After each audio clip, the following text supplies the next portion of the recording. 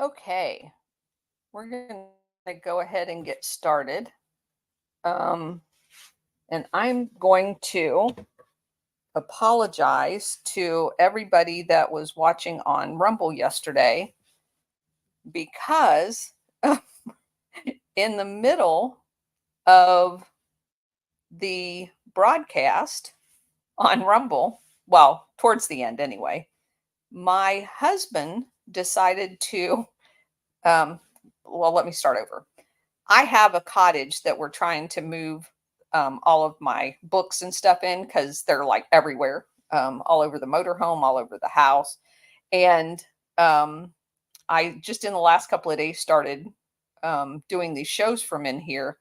And I use the Wi Fi that's in the RV. And because it's at the back of, we live in on an acre, and the one at the house doesn't reach back here very well. So I'm on there, and he was replacing a switch because our side mirrors, the relay, stopped working on the last trip. So he starts up the motorhome, and when he does that, the shore power switches over to the motorhome, and the Wi-Fi drops.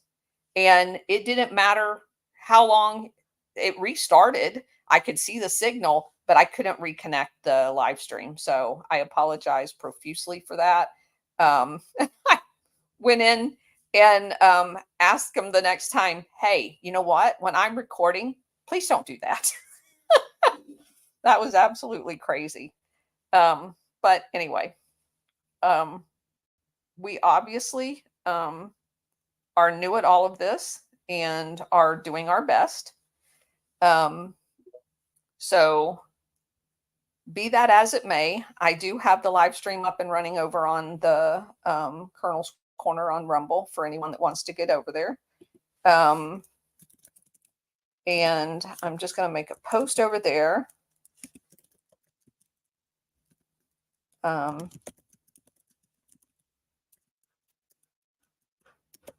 And then we're going to get started. Oh, there you go. SR71 first in line, always. All right. So just so that you guys know that when we start these spaces, when Cousin It and Bridget hand out microphones during the show, there's a momentary glitch that happens on my end when you guys come up to the speaker. And I'm usually looking between the phone and my laptop, and it's very distracting. So we're going to hold off on handing out the mics until much further into the program, unlike we normally do, just so that we can avoid that distraction. Because for me, it's like squirrel, and then I've got to look. So that's all on me, and it just helps me out a lot.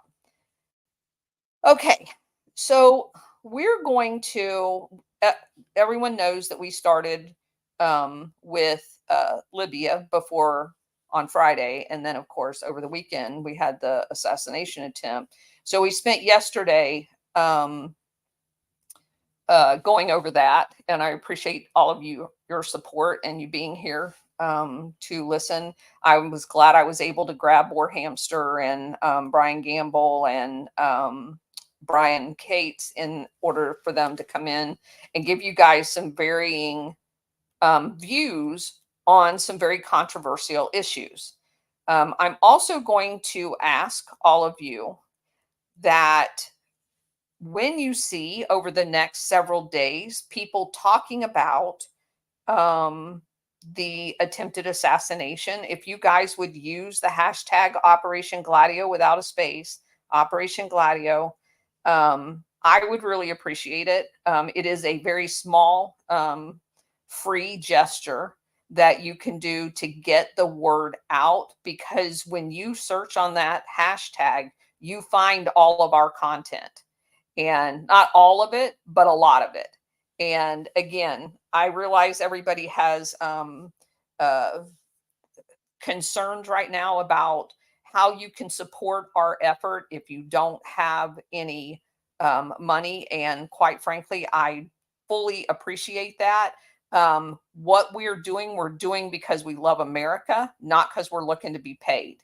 But there are small things that you can do that cost absolutely nothing that makes a huge big deal. And using that hashtag will be one of those things. So I don't ask for much in return. I am going to ask that any major account that you see talking about the attempted assassination, please just put that hashtag on it. That will go a long way. Because I want people to genuinely look into this for themselves.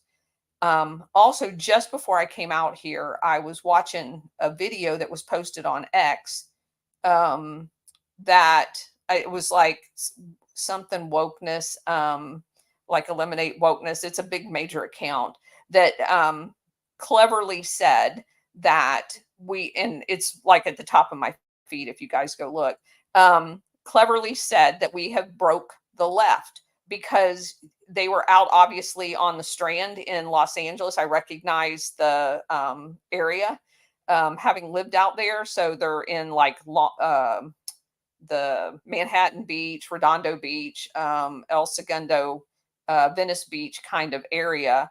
And they're the guy standing there with a microphone asking people what they thought about it. And it was like almost every single one of them was, well, Trump just did that for attention. And his comment was that we have broke the left. And technically, the left was broke a long time ago, but I did point out that the most amazing thing to me with my hashtag Operation Gladio is the fact that there is, and I have presented it to you guys, we're going on almost a year now, both between True Social and X, in illuminating the mountains of evidence that the CIA assassinates heads of state. And yet, not a single person the guy stuck a microphone in front of goes, oh, no, that was the CIA. Not one. And there's overwhelming evidence that that would have been the case. Trump's only been around for 5 or 6, 7 years, 8 years, almost 8 years now. 9 if you include the year he was running. Trump didn't come up with assassinations. There's one particular organization that has a very long record of them. So I just thought that was funny. And I'm really debating on this whole second part 2 to the Libya, which is going to primarily focus on Benghazi. And I think, again, I do the bottom line up front so everybody can understand the context that I'm going to present this information in, because with the names of these organizations, because many of them are Middle Eastern, it gets very confusing. And I don't want to leave anybody confused. So I'm going to kind of reiterate routinely through here. And I don't do this because I think you're stupid, but it took me reading these articles like 4 or 5 times, going back and go, oh, that's this group. Oh, that's this group. Because you just lose track of them because they have these crazy names compared to, names we're used to seeing. So what I want to do is just kind of give you the bottom line up front. The bottom line is that, and most of you know this, but I want to clarify it. Benghazi was a port of entry, and probably, ladies, the very first thing to do is to get a map of Libya, and where Benghazi is, up there in the top, so that people can actually follow along with what we're talking about. If you look at Benghazi, you quickly realize that it is a port city, and it is located in a very strategic area right next door to Egypt, right across the Mediterranean from Greece, Italy, right around the little bay area from Tripoli. You've got Tanzania over to the west. So this is a critical area. And we know unequivocally that not only were the CIA trying to overthrow Libya, they have had strategy of tension, disruption capability in Egypt. You've got right around the bend, Israel. Right around the bend is Beirut. You've got Cyprus and you have Turkey. And all of those areas are places where you have a lot of destabilization. Now, look just north past Greece and remember everything that we talked about Bulgaria. Bulgaria was one of the biggest weapons. They're like probably second only to Israel from a weapons trafficking type scenario where they fake documentation as to it appearing to be from a government when it's not. Massive weapons exports from Bulgaria. So you go around out the port of Bulgaria through the straits there in Turkey by Istanbul and right down to Benghazi. And Benghazi then becomes the port for the entire northern part of Africa. And when you're looking at the northern part of Africa, look at what you have: Egypt, Sudan, Chad, Niger, Algeria, Mali. Oh, look, Burkina Faso, Nigeria. Every one of those has had coups and destabilization efforts by the CIA and NATO in a recolonialization of the northern part of Africa. And a lot of those arms was coming in through Benghazi. So I'm not going to pretend to know things that I don't.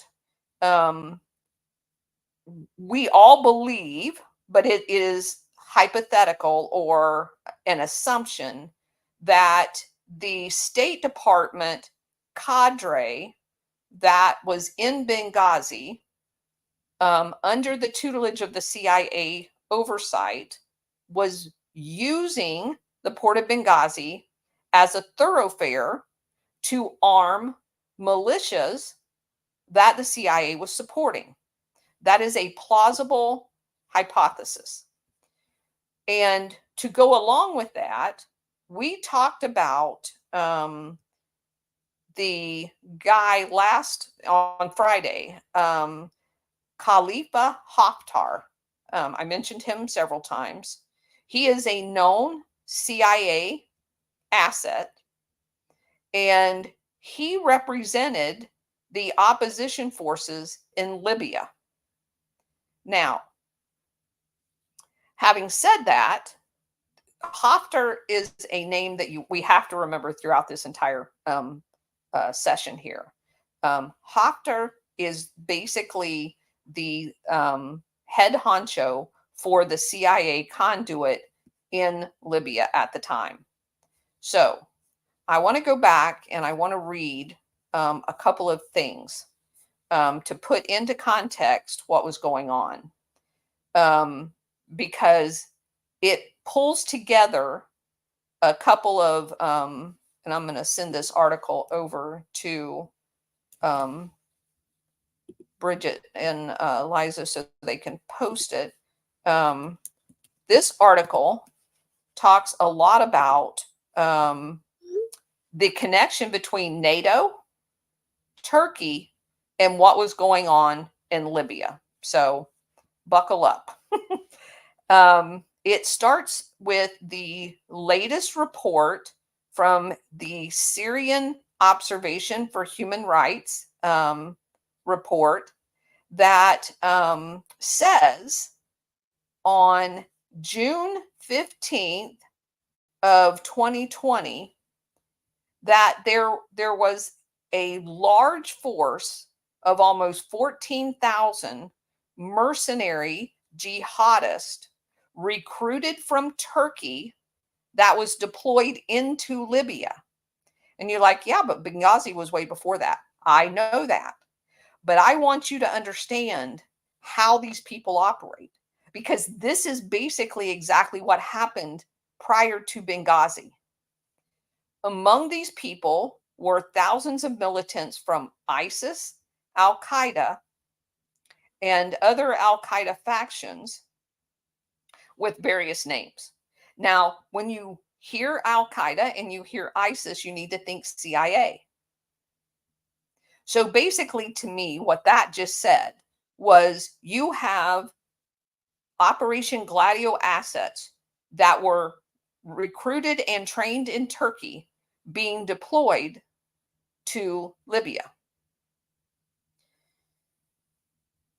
And at least 200 of them have left Libya on boats across the Mediterranean into Europe. So you are training these people in Turkey. And it is likely that the same weapons boats that are going through the Straits of Turkey from Bulgaria, a known weapons trafficking country for Operation Gladio, is picking up the people as they go through the Straits there in Turkey and delivering them across the Mediterranean. Very short ship ride across the Mediterranean. And these people are wreaking havoc in all of Southern Europe.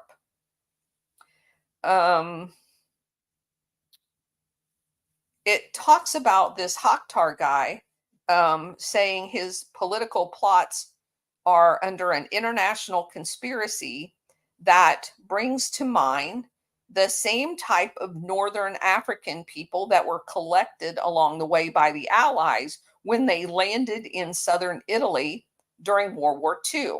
They didn't just bring Allied forces with them.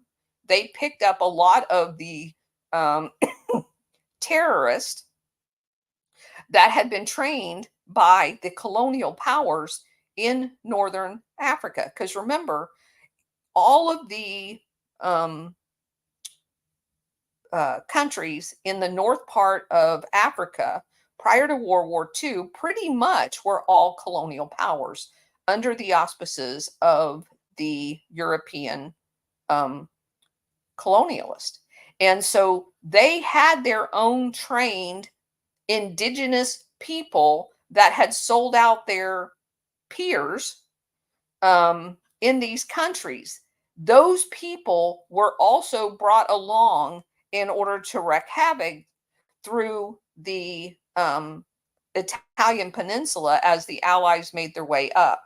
And some of the people and some of the stories that I have heard about that, they were just devastatingly ruthless. They did things that the Allied forces didn't want their names attached to. We'll just leave it at that. The jihadist mission in Libya was, however, received the praise by the Italian diplomatic corps that had been detached to Libya and Egypt. So they're basically like clapping seals over what is going on, what they know to be going on in their own country, but in addition, what is going on in Libya. And it also talks about that all of this, the importation of these terrorists, is an illegal operation on an international level that only the Muslim Brotherhood elements of Turkey could carry out. And I would argue that they're not really the Muslim Brotherhood, although they're under the CIA tutelage as well. It would be more appropriate to say that it's an international level Operation Gladio effort that was launched out of Turkey. That would be my only quibbling with that particular assertion. It also talks about that there was a report that from these human rights people that had done an investigation that the increase in the level of jihadists in Libya was being facilitated by some PR elements, which we read as CIA as well, inside of Libya, or excuse me, Italy as well. and Turkey. The Turks have intervened. The government asked the Turks what other countries could not give from a constitutional point of view, from a legislative point of view, or from a general point of view. The Turks played an important role. They are NATO country. They are the second largest NATO army. And Libyans are perfectly aware that they must strengthen relations with other traditionally friendly countries. Therefore, it is not a surprise to see Italy and the U.S. basically behind these efforts. The diplomat Busino was sent to the guide of the embassy of Tripoli in 2019 by the Italian foreign minister, and basically he was there to cultivate relationships. And he had previously been the ambassador at Qatar, which of course is one of the main headquarters for the development of the Muslim Brotherhood now, just in general. So, also it says that Bocino became the assistant advisor to the Italian president Napolitano, who was one of the proponents of the 2011 overthrow of Muammar Gaddafi. And that was also the French president Sarkozy was firmly behind that, as was Barack Obama. And that, of course, we know is what led to the Arab Spring and the Libyan civil war that immediately followed. So, again, strategy of tension, disrupt the entire northern part of Africa, and then use that as a staging base to launch terrorist attacks under Operation Gladio anywhere in the general vicinity that you want to control. That's kind of the bottom line of what we're reading here. And then it talks about how these same forces were used inside of Turkey against the Kurdish people. It also talks about how the King of Jordan has been not necessarily supportive of all these initiatives, but has not stood up against them either. And we know the King of Jordan is basically a stooge of the UK and NATO in general. And then it talks about how this Khalifa Haftar, commander of the Libyan National Army, the LNA, has controlled Benghazi for a very long time. So that's important to know. And that basically the NATO's interest in Libya, of course, is the gas and oil fields, because, of course, there has to be an international syndicate element to this. And I want to see, there was, oh, here it is. Okay, so this is a very important part. He says a whole bunch of other things, but he goes on to say, but now the shadow of the deep state, clearly identified by many within the New World Order, behind operations in Libya, clearly emerges, and this makes the massive presence of jihadists at the gate of Italy and Europe even more disturbing in a country that between 2012 and 15 struggled to free themselves from terrorists and succeeded only thanks to militias in Benghazi. This occurs in the great disinterest of the Italian media, both left and right wings, because they are heavily influenced by the Atlantic logic, meaning NATO, and thanks to the intense propaganda activity of Mercury Public Affairs Society in Washington, which professes itself to be a politically bipartisan precisely because it appears to be a tool of both the Republicans and the Democrats of the deep state powerhouses of And he categorizes them as finance, international Freemasonry, and military intelligence. We call them the International Syndicate. But this is very important, guys, because remember what I said, all major PR firms is controlled by the CIA. So I found this part very interesting.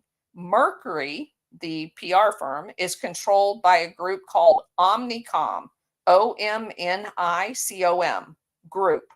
Omnicom Group, one of the world's largest communication giants, and is also profitably committed to both big pharma and the weapons lobby. Mainly, their big investor, BlackRock, along with military industrial complex. In other words, it's a international syndicate company at the behest of the CIA. So I went and looked at, let's see, Omnicron, and it talks about having acquired Mercury Public Affairs. And I just wanted to read a couple of things about it because I found it very interesting. Mercury Public Affairs was started in 1999 by founding member Kieran, Kieran, Mahoney, Mahoney, who was a campaign advisor to Governor George Pataki, Senator Al D'Amato, and Robert Dole's 1996 presidential bid. Greg Stripple, former director of polling and deputy political director of the National Republican Senatorial Committee, and Kirill, Kirill, and I'm going to spell his last name, Goncharenko,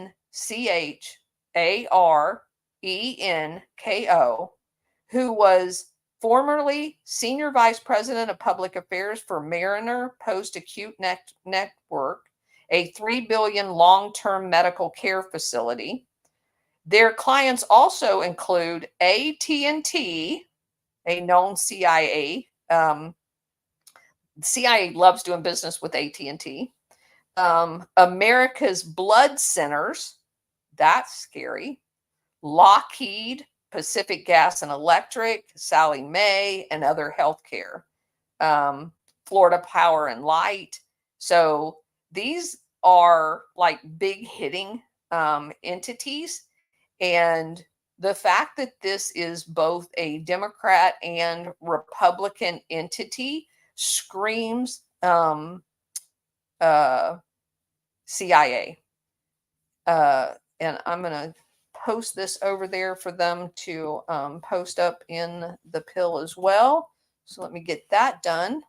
And we're going to continue. All right. So the next article that I found about that same organization, it says Open Secrets has released documents which disclose Mercury LLC is behind the scenes to side with an organization called PPP and use propaganda against the current government. This was written in 2020. Mercury is being paid to influence the elections. This doesn't look like a business promotional campaign. It looks like foreign meddling, maybe CIA meddling. And this is written about Guyana, of all places, which we know all about. And the PPP is a political organization inside of Guyana. And this is basically a CIA cutout, Mercury LLC, interfering in an election in Guyana again. We've already, when we covered Guyana, told you that the CIA did this repeatedly. Correspondence has shown that Mercury is liaisoning with members of the OAS, and that's the Organization of Americas, and that is also a CIA cutout, and the US government to vouch for the PPP while using excuses such as Guyana is near Venezuela. So they are basically saying that these organizations, to include the CIA, is basically saying it's fine to interfere with Guyana because it's critically important to the US because they're next door to Venezuela. And they will have an excuse to interfere in everybody's election because everybody's critically important to the US, even though none of them are. They're critically important to the international syndicate and they're stealing the resources of these countries, but they are not critically important to you and I. So one baffling revelation is that the ramblings of a guy by the name of Mr. Freddie Kisson, he is a journalist who suffered physical violence under the PPP during a wave of assassinations of political dissidents. But recently, Mr. Kisson was complaining that those who resisted the lies, propaganda, sound familiar?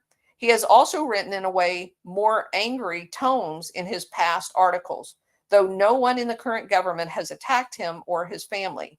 Wouldn't it be foolish to assume that one should love Guyana by way of the PPP, quote unquote, democracy, when the opponent is pleading for international sanctions? That's an oxymoron. So, people who love Guyana should be vigilant against the lies and propaganda and falsehoods that are being doled out by the Mercury Public Affairs LLC. So, there you go. Just one example. There's many. If you guys want to take that up and look at it, it becomes readily apparent what was going on. So, I want to set the stage, having said all of that, for the actual, we'll go over some of what happened September 11th, 2012 in Benghazi.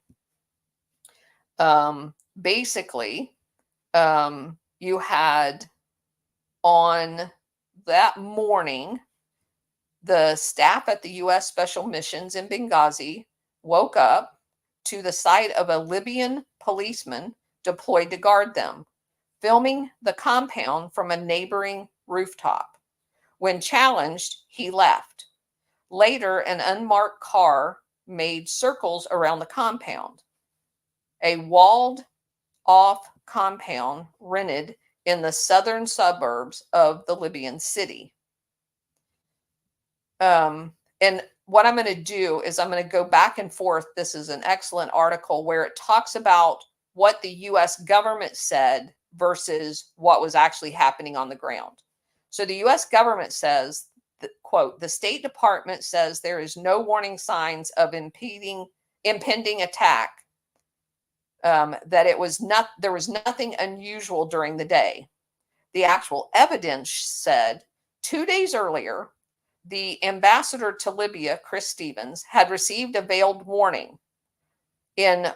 According to a later declassified cable, one of his diplomats had a meeting with two Islamic militia leaders, in which they complained that the U.S. was supporting a secular leader, Muhammad Jibril, Gibril, in a vote for prime minister that was due to happen on 12 September. If Jibril won, they warned, there would no longer be a guarantee of security. The consulate was already relying on one of the militias called the February 17th Martyr Brigade for armed protection. Now, let me just stop right there. You have diplomats in a foreign country that is relying on a local militia called February 17th Martyr Brigade for protection. There is everything wrong with that sentence. Everything. That's the biggest bunch of bullshit I've ever heard in my life. In the words of a subsequent report by the U.S. Senate Homeland Security Committee, warning lights were flashing neon red. As the day went on, news came in of attacks by radicals on the US Embassy in Cairo. Now, remember, I told you that Libya is right next door to Cairo, and the arms coming in through Benghazi very easily made it into Egypt. And that entire made up bullshit, that was supposedly, we were told, due to an actual reaction to that crazy Innocence of Muslims film that was released in America. So you can imagine that that is staged in Cairo as the precursor to use it as the excuse for the attack on the Benghazi embassy. So someone is setting this entire thing up.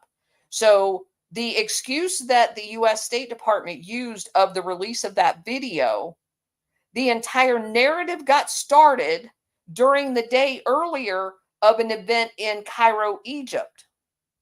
So they pointed to that event in Cairo, Egypt as the reason why the embassy in Benghazi got. So they are now coordinating the attack on the Benghazi consulate in with additional precepts occurring in Egypt.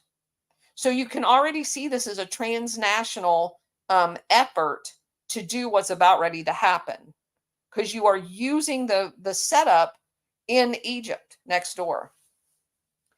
The CIA sent a cable to its foreign stations warning of possible quote unquote copycat incidents. So the CIA is announcing they are going to use that as the precedence to launch a similar attack in Benghazi. The anniversary of the 9/11 attacks also preyed on the minds of the compound staff. In a letter found in the ruins by Guardian, Stevens wrote, quote, "For security reasons, we'll need to be careful about limiting moves off compound and scheduling as many meetings as possible in the villa," unquote. At least one man inside the compound was anxious. Sean Smith, a 34-year-old information management officer accompanying the ambassador on the visit. Quote, "Assuming we don't die tonight, we saw one of our police that guard the compound taking pictures," unquote. Hours later, he was dead. And again, I'm going to talk to you about events and then what the U.S. said about these events. So these are a different set of events. Diners at a upscale restaurant across the street from the mission watched as dozens of armed militiamen gathered in the dusk by the compound's rear gate. So they're not hiding anything they're doing. They're out in the open, gathering at the rear compound gate. The compound had 4 buildings with gardens, and it was all walled off. One of the militia jeeps bore the black banner of a local militia called Ansar al-Sharia. The militiamen made no attempt to hide. They were sipping coffee. There were people over at the cafe watching them. And they see 2 pickup trucks packed with militiamen bearing the same banner heading for the mission.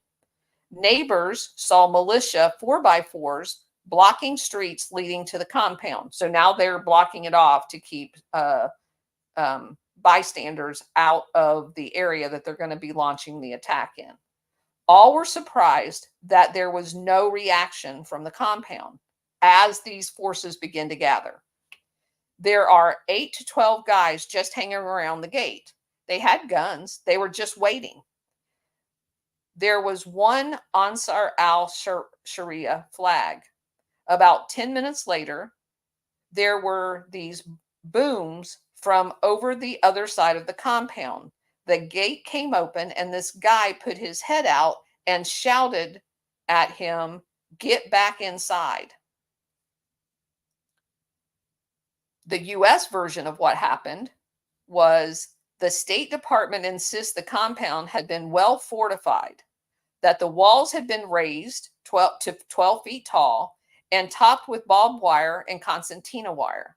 The villa had been prepared in the event that the walls were breached. It was surrounded by sandbag emplacements and fitted with grills on the windows and bulletproof steel doors. Security cameras covered the site. The conflicting evidence was most of the walls running around the compound were no taller than 8 feet tall. The rear wall also had no wire. 2 days after the attack, the landlord showed the Guardian where attackers had scrambled over. It was easy for them, he said. Whether cameras were mounted outside the compound is unclear, but failure to see what diners at the restaurant could see in the 10 minutes before the attack had significant consequences. So that night at 9:42, the events were as follows. The diners heard muffled explosions from the far side of the compound. The militiamen outside readied their weapons. Then the metal gate swung open and an unarmed Libyan guard put his head out. One of the militias ordered him back inside. The guard pulled the door closed. After a few moments, the militiamen opened fire. At that moment, everyone ran to the back of the restaurant. The first thing occupants of the compound knew about the forces amassing against them was the sound of shouting and detonations at the front entrance. Gunmen got in by walking up to a small cabin by the front gate, jamming a gun in the face of an unarmed Libyan guard and demanding he open up. But he had already opened the gate. On the monitor at the communication hub, known as the Tactical Operations Center, the TOC, an agent from Diplomatic Security, the State Department security force, saw the front gate open. Armed men streaming through it. This is at 9:42. And Libyan guards running for their lives. He activated the alarm. The U.S. version of what happened from the State Department, they insist security was more than adequate that night because 5 security agents were in place, more than the recommended 3, but not the requested number of much more by the consulate staff. Supported by 5 unarmed Libyan guards, unarmed, and 3 armed militiamen from the Martyr Brigade. The conflicting evidence to the U.S. version is this. In the preceding months, Stephen had cabled 3 times, asking for more protection or that plans to draw down security be halted. According to the House Oversight Report, those months had seen escalating attacks against foreign targets in the city. Commonwealth war graves had been smashed. The Tanzanian consulate stormed. A Sudanese diplomat attacked. A UN convoy bombed. And the office of the International Committee for Red Cross rocket attacked. After 2 bodyguards of the British ambassador were wounded in a rocket attack on the UK consulate, London closed their mission down. The US mission had been struck twice by homemade bombs thrown from the outside of the wall inside. But even as attacks in the Benghazi escalated, Washington decreased the security in line with an official position that Libya post-revolution was normalizing. 3 quick reaction security detachments named Situation Security Teams deployed in Tripoli were withdrawn in the summer, despite objections of their chief, Colonel Andrew Wood.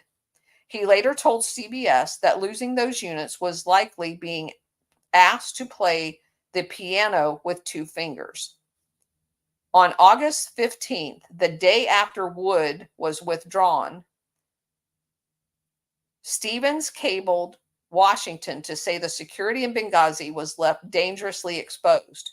He worried that February 17th, the Martyr militia, was becoming unreliable, A dispute over payment by the embassy meant the brigade's militiamen no longer guarded the convoys outside the compound, which would be, by the way, the weapons convoys. In addition, the police officers supposed to guard the mission were often late.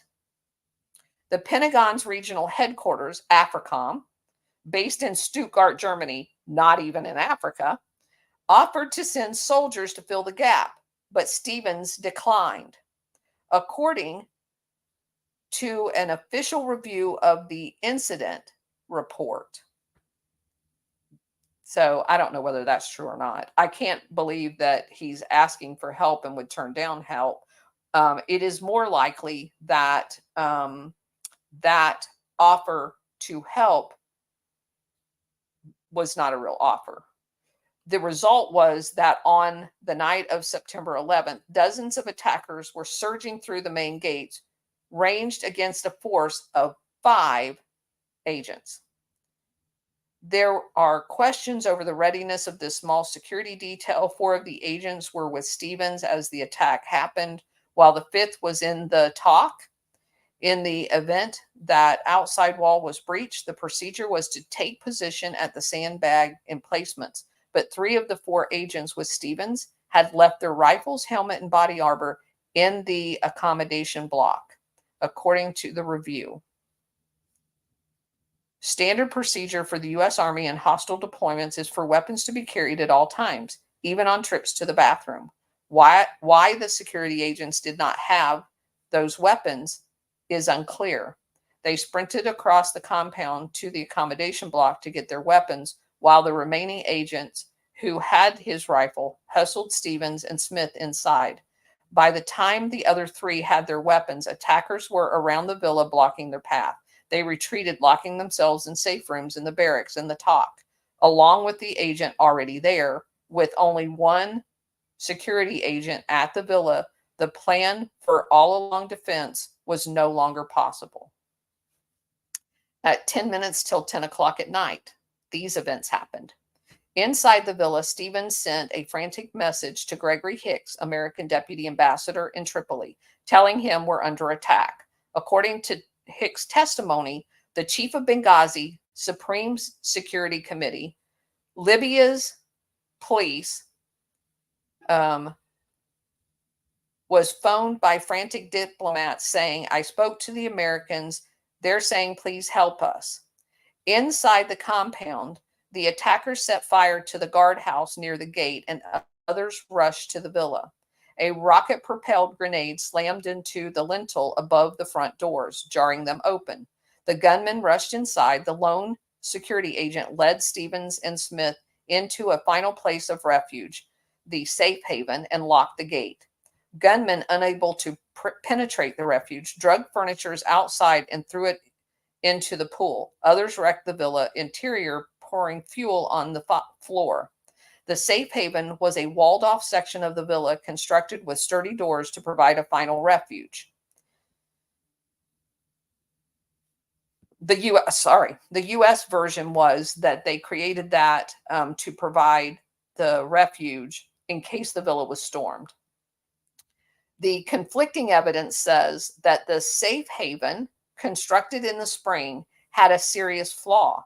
The door to the haven were not solid metal, but a gate of thick steel bars secured by 2 locks.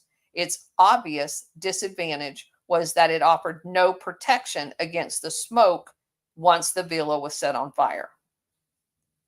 At 15 minutes after 10 p.m., in minutes, the villa was blazing fiercely, filling the safe haven with smoke. The security agent led Stevens and Smith to an escape hatch in the wall. He tumbled out to the patio outside, only to find the diplomats had not followed. He returned to hunt for them, but was forced back by the smoke. Finally, gasping for breath, he clambered up a ladder to the roof, where he phoned his security comrades. The other agents, meanwhile, were locked in the 2 safe rooms built in the TOC and barracks. The attackers entered the buildings, ransacked each, and set them on fire, but do not penetrate the safe rooms. On the roof of the villa, the agent, with his voice hoarse from smoke inhalation, phoned his comrades and told them what the situation was. The 4 agents broke out of their safe room and met him. Nearby was a white armored 4x4, which the attackers had not wrecked. The location of the attackers were not clear. The agents were able to get into the vehicle, start the engine, and drive the short distance across the compound to the blazing villa. Here, they too went into the safe haven to look for the diplomats, but were driven back by the smoke. Here's what the U.S. said about it. The State Department account says that the agents were under prolonged fire throughout the ordeal, with battle raging in the compound grounds. Quote, there is considerable firing going on outside, unquote. They also said there were tracer bullets, there's smoke, there's explosions. I can't tell you that they were RPGs, but I think they were RPGs. So there's a lot of action going on. Here's what the evidence showed. The testimony of heavy firing is hard to reconcile with the lack of bullet holes in any of the buildings. The villa's sandy walls are still blackened by the smoke from the fire, but there are very few bullet holes here or in any of the other buildings, nor are there spent casings visible. At least on the paths and asphalt, the front gate has no sign of damage except 2 bullet holes. The only sign of heavy firing is at the rear gate, with holes from 23 rounds fired into the compound and 6 fired out. This gunfight is not mentioned in the accounts made public. From the time of the attack to the time they were summoned, 4 of the 5 security agents were in hiding. 10 minutes later, the events, a 6-person force of Americans with 40 friendly militiamen fought their way through to the compound from a second U.S. base a mile away. At 10:50, which would have been about 30 minutes later, the message went out, firing has stopped. That went to Washington. At the villa, they met the 5 security agents suffering from smoke inhalation and got into the safe haven through an escape hatch. They found the body of Smith and dragged it out. Stevens was still missing. The compound was now clear of attackers, and the reinforcements took charge, ordering the 5 security agents to leave. Outside the compound, their 4x4 was ambushed, bullets slamming into the body and shredding 2 tires. But they made it to the second compound. The new force spent 15 minutes hunting for Stevens before deciding that they too, there were too few of them in case of a new attack. At 11 p.m., they abandoned the site with Stevens still missing. So the U.S. version of that event, the most authoritative of half of a dozen investigations initiated in Washington, say, according to the report compiled by senior intel and state officials, the relief force of U.S. personnel and their base at what they call the annex,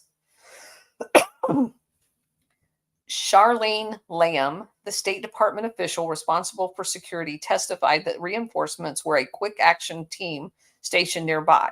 The Senate Homeland Security report described the second base as a place used by another agency of the U.S. government. I think they're talking about the CIA. The conflicting evidence says that the second base was not an annex, but a CIA facility. According to Frank Wolf, a U.S. congressman who represents the district, contains CIA headquarters, Langley. It operated independently from the consulate, and its staff of between 22 and 26 agents dwarfed that of the consulate and its normal complement of 2 diplomats. It was these agents who formed the force that battled into the compound and took charge. Yet the term CIA did not appear anywhere in the unclassified versions of the accountability report. The apparent desire to shield the CIA from scrutiny in Washington reached farcical proportions last November when Lamb testified at the House of Representatives Oversight Committee. She produced a blow-up photograph of the CIA facility, but before she could explain what it was, panel member Jason Chaffetz, a Republican from Utah, called for it to be removed. The committee chair, Darrell Issa, another Republican, was at first incredulous. These are people from the State Department. I assume they wouldn't come here unless it's cleared. Chaffetz stuck to his guns. Mr. Chairman, I was told specifically while I was in Libya, I could not and should not talk ever about what you are being shown here today. Let that sink in, guys. Let that sink in. These assholes are in a congressional hearing about people being murdered in a foreign country, gun running. And you have a congressman, Jason Chaffetz, who supposedly everybody loves, telling their members that they are not allowed to see the evidence being presented to them to explain while there's dead Americans murdered in Benghazi. And uses as justification, I was told that I couldn't talk and you shouldn't see any of this information. Lamb goes on to confirm that the photograph was not classified and was available on Google Earth. After a short discussion, Issa ordered it removed. We're not going to point out details of what may still, in fact, be a facility of the United States government. This is your Congress. It's available on Google Earth, but you're not allowed to see it. In fact, by the time Issa spoke, the compound in Benghazi was no longer a U.S. facility.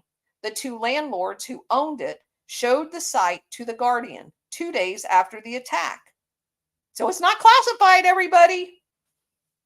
But your Congress is telling you you're not allowed to see it.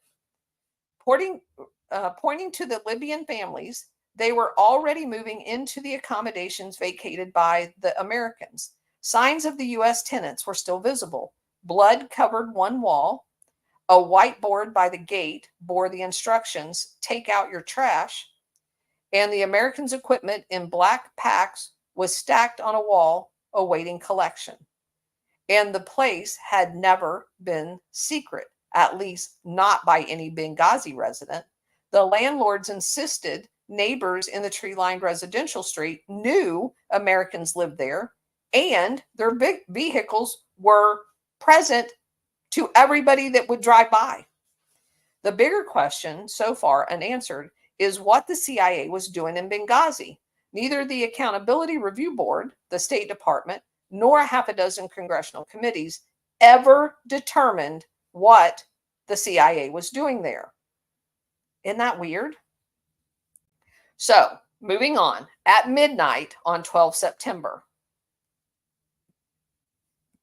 events. Shortly after the CIA and DSS units arrived at the CIA base, it came under rocket attack. The occupants braced themselves for an attack. Meanwhile, 7 embassy and CIA staff in Tripoli chartered a plane and flew to Benghazi to be met by the February 17th Martyr militia, who escorted them across town to the CIA base. They arrived at 5 a.m. Minutes later, it came under mortar attack. The first bomb fell beyond the walls, but the attackers then walked the shells into the compound, meaning they just continued to aim the shells until they got the trajectory correct, walking them into it, just watching them land premature and then just adjusting your sights. 2 shells exploded on the roof, killing 2 CIA contractors, Glenn Daugherty and Tyrone Woods. A 3rd man was wounded. At dawn, reinforcements from February 17 and the Libyan police arrived. Now, at dawn would be, 6 or 7 hours later. They escorted the Americans to the airport for evacuation. The U.S. version of what I just told you was evidence given to the Accountability Review Board described an assault against the base with heavy small arms fire. Rockets are not small arm fire, just so that you're not confused. The conflicting evidence showed, again, the lack of bullet holes on the walls of the facility. Doesn't say there was any small arms fire. Rockets were fired at one wall. Mortar struck the roof. 15 minutes later, when the CIA team abandoned the consulate, crowds of local men and boys gathered at the edge of the fighting and moved inside. The fires had died down and they explored, finding unsecured windows into the safe room. Inside, they found Stevens lying in shirt sleeves on the floor. A video timed at midnight shows them carrying the ambassador outside onto the patio where he shows signs of life. There are cries of "God is great," and bystanders take him to the hospital. The U.S. version of what happened was Washington maintains that every possible effort was made to locate Stevens, except for the stragglers find him. Conflicting evidence. The bystanders put Stevens in a private car. A wounded Libyan guard who left his bloody handprint on the front gate was also located and put in a second car. The two cars raced to the main hospital. Its director and staff said they were astonished when the two casualties arrived in the emergency room, with the Libyan guard insisting his companion was the ambassador. Medics could not imagine an ambassador would be left unguarded, nor that if he was missing, no official would try to locate him. He was rushed inside, and the doctors fought for 90 minutes to revive him, but he was declared dead. Still with no communications from U.S. officials, a hospital official found a mobile phone in Stevens' pocket and began punching out dialed numbers. One of these was the phone of an agent now in the CIA base. Only in the morning was a U.S. official being evacuated to the airport did Americans go to the hospital and to get Stevens' body. Pictures of the dead ambassador uploaded by Libyans spread across the internet.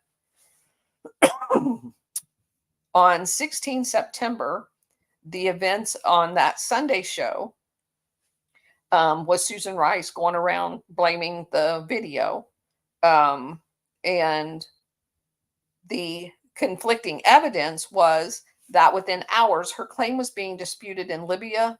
The Speaker of the Libyan Congress was visiting Benghazi to meet survivors and blamed elements of the Ansar al-Sharia militia for the attacks. In America, many were surprised Rice had chosen to make a statement about the death of a U.S. ambassador and more properly, the announcement belonged to Hillary Clinton or possibly even the president. There was speculation that Rice, the president's foreign policy advisor, was being given a high profile in readiness for her to assume a higher position.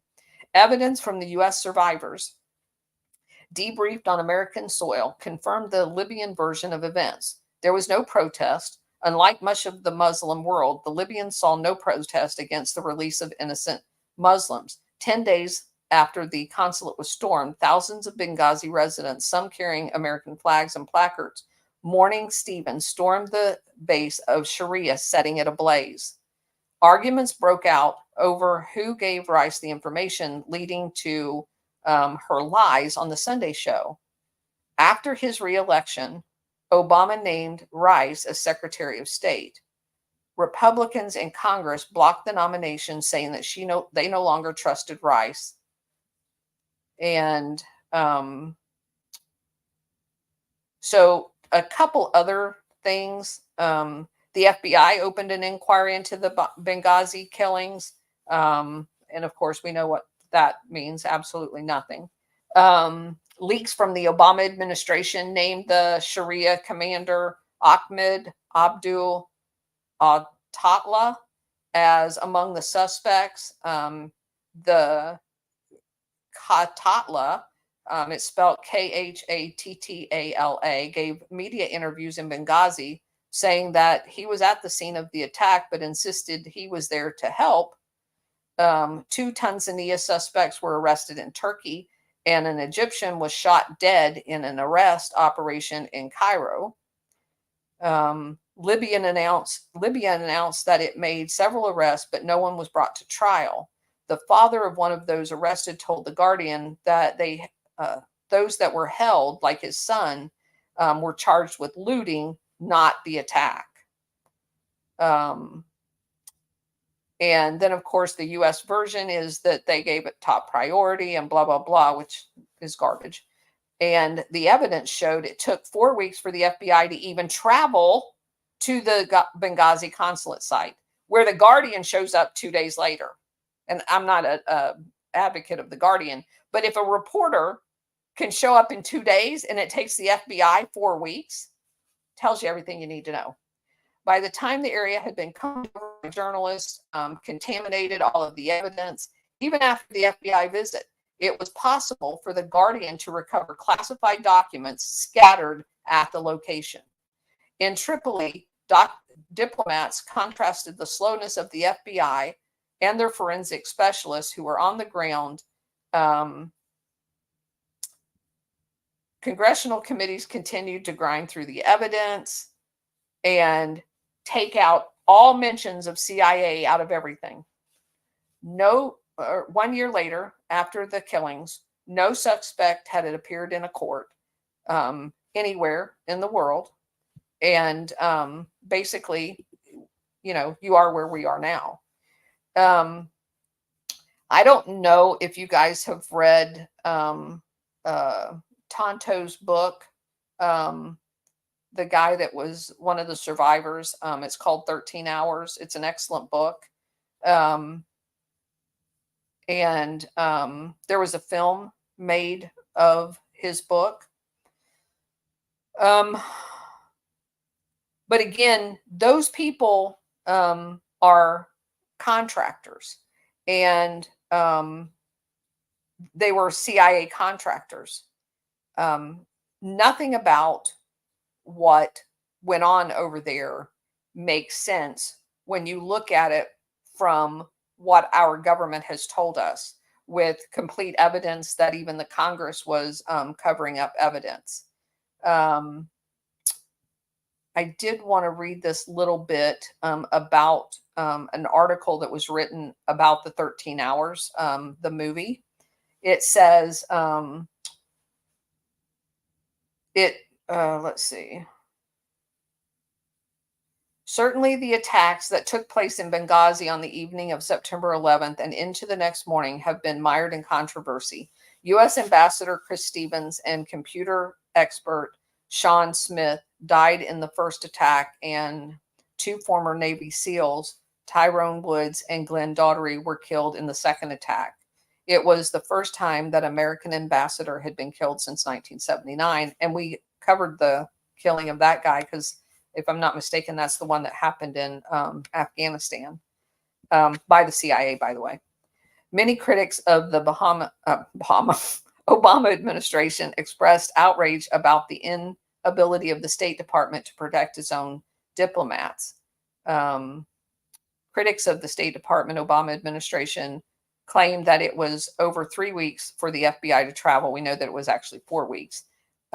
Which made it more difficult to investigate, which was the whole purpose. And that the first militant to be arrested didn't happen until 2014.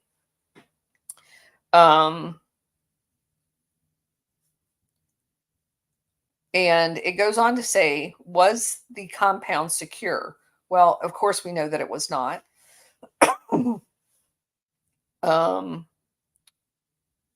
And under the part, I just wanted to read these couple of paragraphs under who was responsible.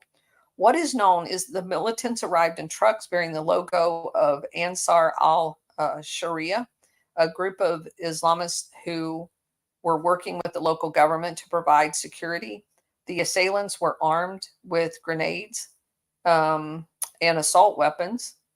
And the U.S. eventually alleged that 2 Libyan branches were involved in the attack. Now, I don't know about you guys, but I have a difficult believing, and I'm not saying this Ansar al Sharia is not a bad group, because it is a bad group. But if you're going to show up to attack a U.S. consulate, bringing your flags and bringing trucks that has your logo on it doesn't seem to be the way to do that. But that's just me. I do want to talk about that for just a second. That particular group has been involved in CIA operations and have been implicated in a couple of different articles. And instead of going through all of those articles, I found them archived. I'm going to put them over to Bridget for her to post. And I'm going to suggest, since we're at 1:15, that you guys, if you want to do any more additional research into this, that you look at that, because it is very interesting. But I do want to get to one more real quick. There appears to be a link between Trump taking out Soleimani and these groups that killed these Americans. And I found it interesting that Soleimani appears to be part of an U.S. supported, like through the Obama administration, element in Iran. And that there are ties between him and the forces that were being armed in Libya against Omar Gaddafi. And the gun running through Libya, through Benghazi specifically, was being done to equip this Gladio unit, for lack of a better word, to attack Omar Gaddafi's traditional army. And I don't know if there was an effort by these people at the compound to stop the flow of those arms, and that's why they got attacked. But this was clearly a conduit into the Gladio forces in Libya to attack Omar Gaddafi for regime change. That's unequivocal. There does seem to be ties between that element and Soleimani. So if my assumption of taking out Soleimani was in retribution to the taking of American lives at the Benghazi compound, that makes to me perfect sense to go back and then look at the left or the Obama administration's response to taking out Soleimani. They were not happy about it. And that was almost like cutting the head off of a lot of the rogue elements, to include Syria, by the way, because this same network was supplying guns to Syria's rebels as well, via the CIA, to take Assad out. So you can kind of see how they were lining everything up to basically do what they did in South America with these rolling coups. And it would appear that someone at the Benghazi consulate either went rogue or became a problem, and that's the reason why they were taken out. That part is complete speculation on my part. But that to me makes a whole lot more sense than everything else, because at no time would an embassy ever rely on rogue elements of a terrorist organization to provide security, unless they're actually wanting the people to be taken care of. So I'm going to stop at that point. Oh,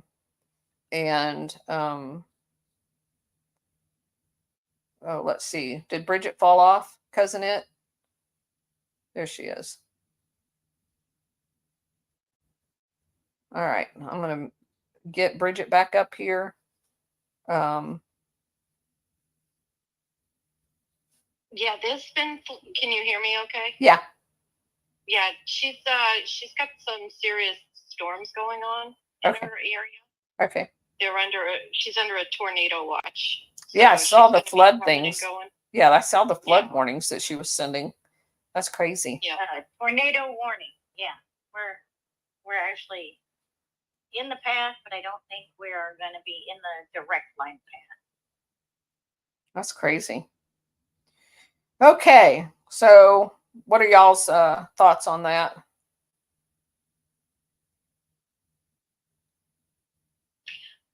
For those that were requesting mics, we're going to go ahead and open it up now. So sorry for the delay.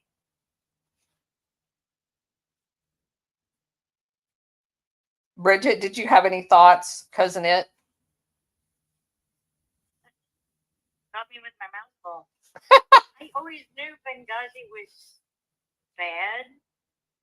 But once, again, it goes back to once we have to reevaluate everything we've been told. And it's way worse than I thought it was. Yeah, I agree. I was floored. And again, I'm kind of jaded at this point and thinking that everything's messed up.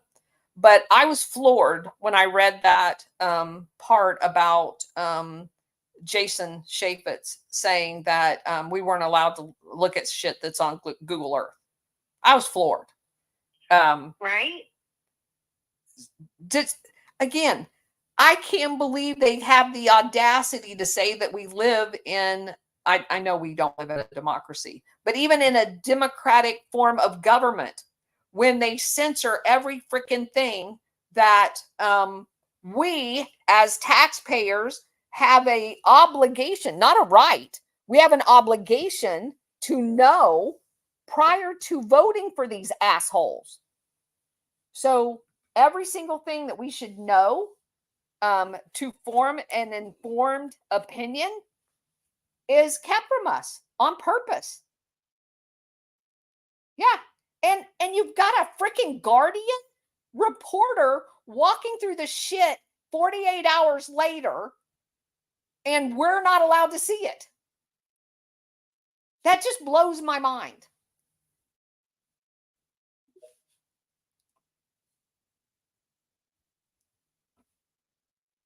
Go ahead, Mike. Good afternoon, guys.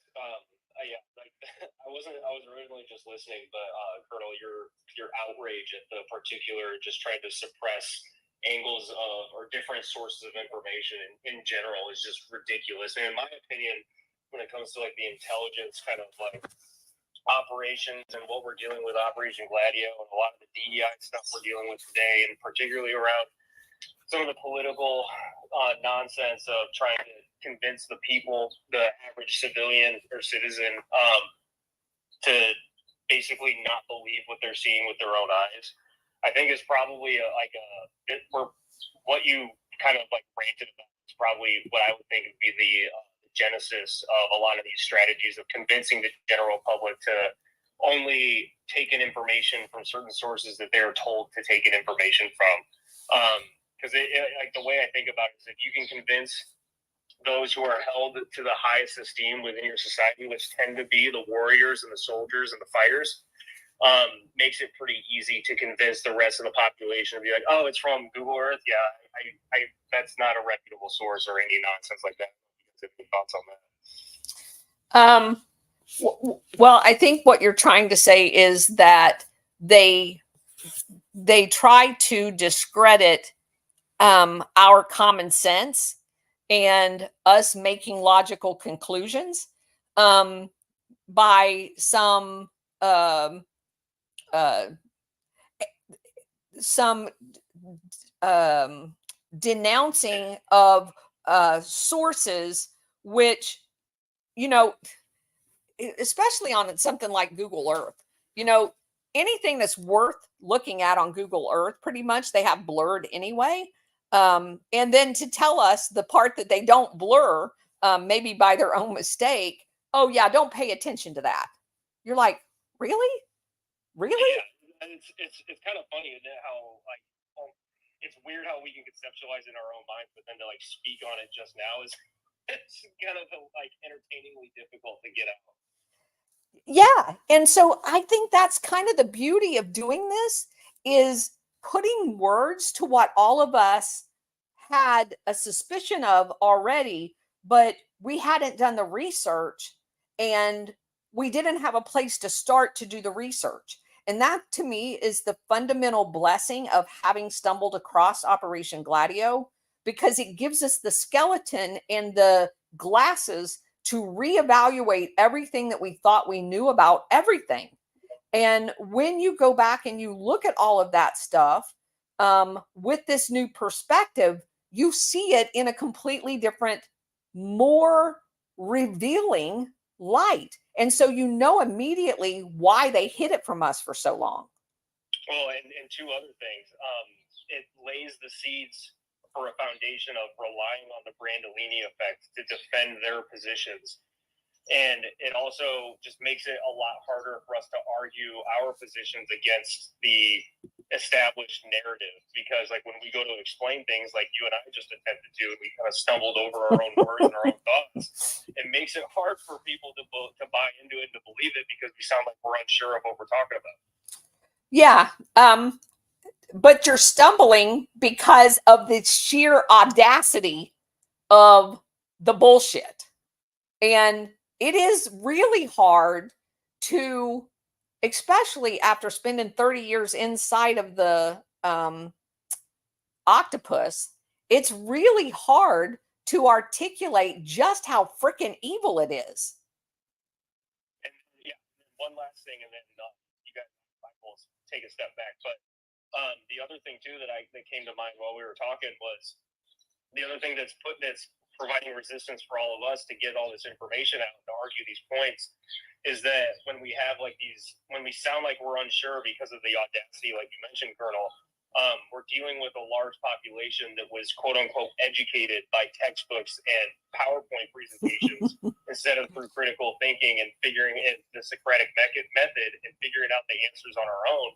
So like we have a large population in Western developed nations that are used to or accustomed to believing that everything we know is absolute, and that like sciences, philosophy, all this other stuff is just like ingrained in stone and absolute doctrine, which anybody who's delved into any sort of expertise around, like, say, for example, physiology and how the body works, like we understand maybe like 5 to 20% of what's actually going on a daily basis.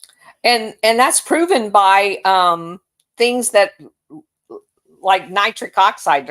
Our body's production of nitric oxide was discovered in 1994 and given a Nobel Peace Prize. So yeah, that's bore out that we know very little about the processes of our body and science in general. So it is not an exact science. You're absolutely right.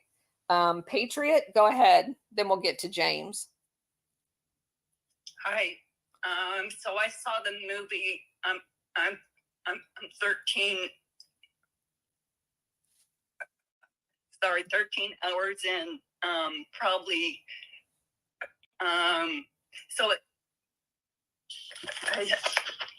So I think it came out in 2016, and I saw it on video.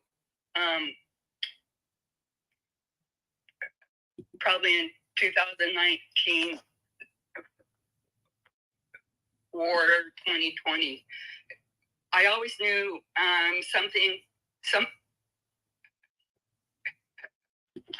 something was wrong with that story.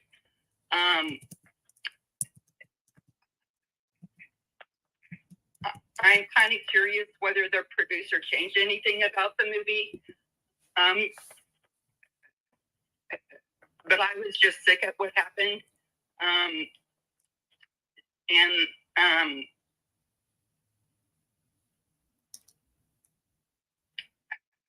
So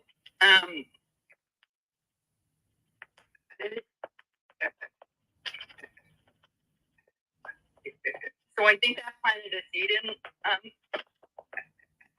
my mind.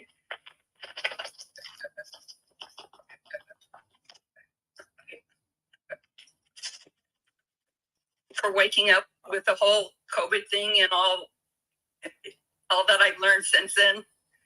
And that's just my 2 cents. Thank you for letting me speak. Sure, absolutely.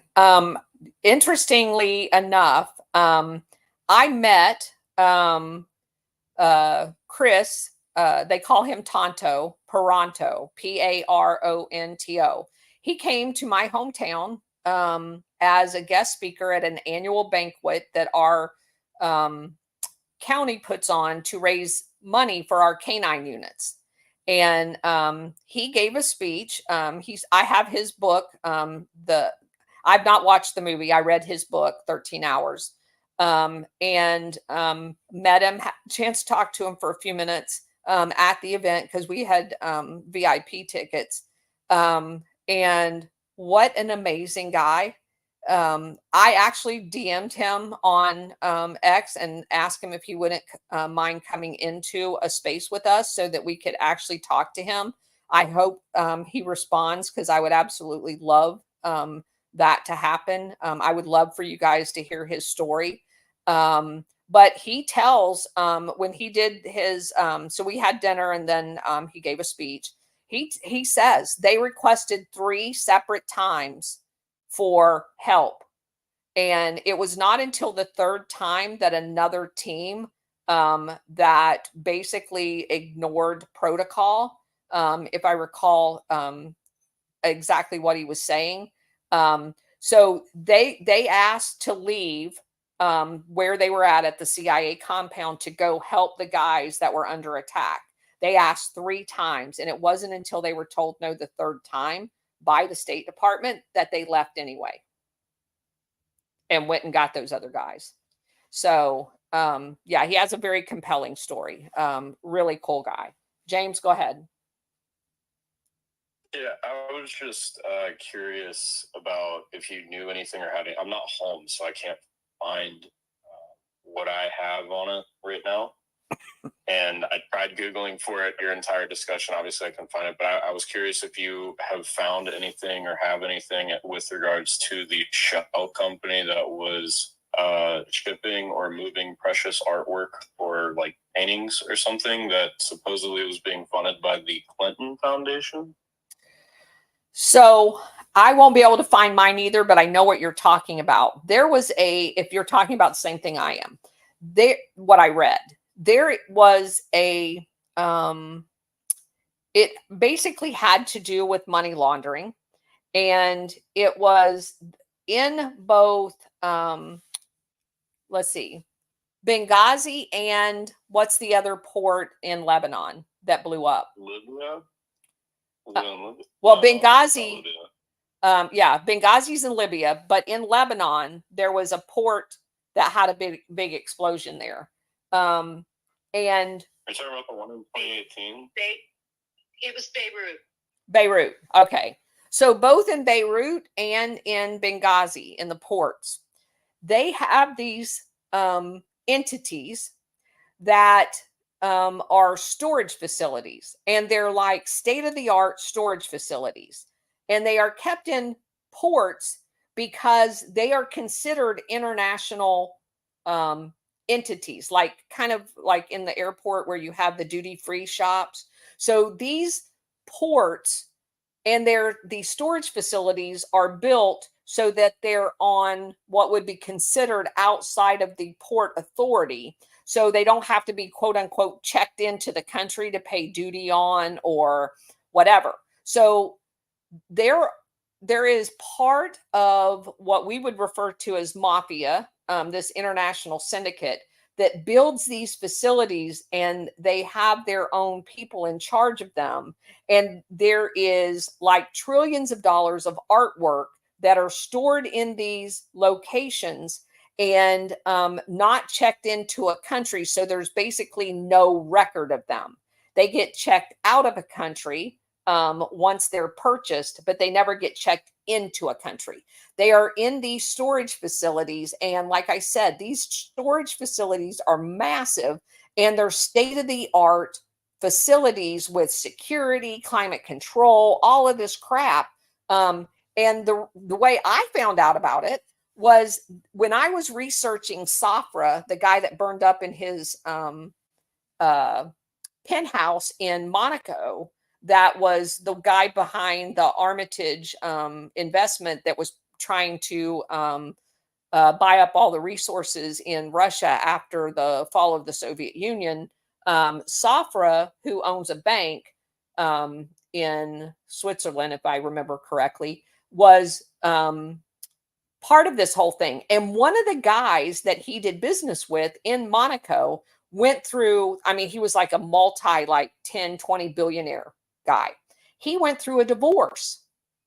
And his wife in the divorce proceedings, and again, this is just a rabbit hole I go down, it's just crazy shit.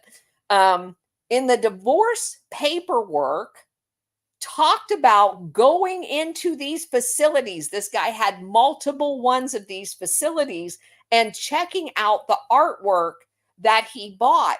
But because they were checked out of a country and never checked into another country, there was no documentation in her divorce to say that she could have anything because there was no record of him having it because he was using money that was laundered into buying these paintings that are now in this never land of these storage facilities. But she talked about in the court documents having went to one of them and knew that he had stuff in them.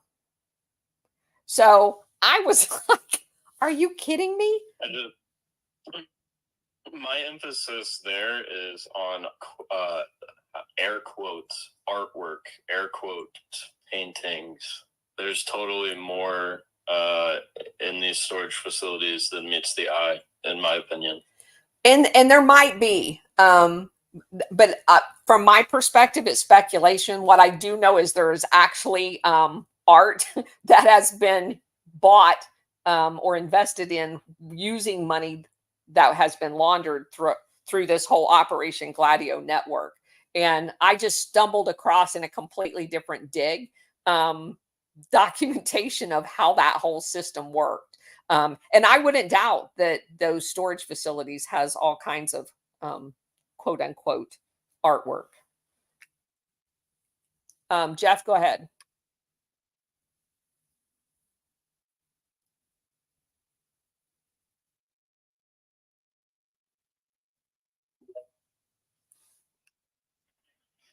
So sorry, Colonel. Do you hear me now? Yep. So then my question is that since Hillary Clinton was the Secretary of State, and this falls on top of her head as far as anything that failed in that area, charged with way more than anything that Donald Trump has ever been charged with that I can see. Will she ever be held responsible for any of that? And what's your opinion on that? Everybody's going to be held responsible at some point. When that occurs, I have no idea. Obviously, our mission right now is to get him back in office so that that can actually happen. So, yeah, I believe that the only way is accountability. So that it has to happen. It's not even a question. Go ahead. And so, last question. I'm so sorry, Colonel. What is your opinion of J.D. Vance becoming the president? I'm just going to say that I support Trump. At this point, we don't. You can say all you want, but it's not going to matter. Was he number 1, 2, or 3 on my list? No. I support Trump, and that's just at this point. This is my whole life in the military. There is a time for discussion, and then there's a time when you salute smartly when the decision is made and you march forward, as long as it's not illegal or immoral. And at this point, we salute smartly and we march forward. I'm definitely Texas, go ahead. Or foundation. I heard someone on somebody was talking about they would consider it live art so it didn't get carded or something. Yeah. I don't know anything about that. I've not come across anything like that. So I know what she's I know what she's talking about. I've just never seen any evidence of it. yeah, it's about Saudi Arabia though. I don't have any evidence of it, so I don't want to talk about that in this forum, because we're trying to keep this evidence based and factual.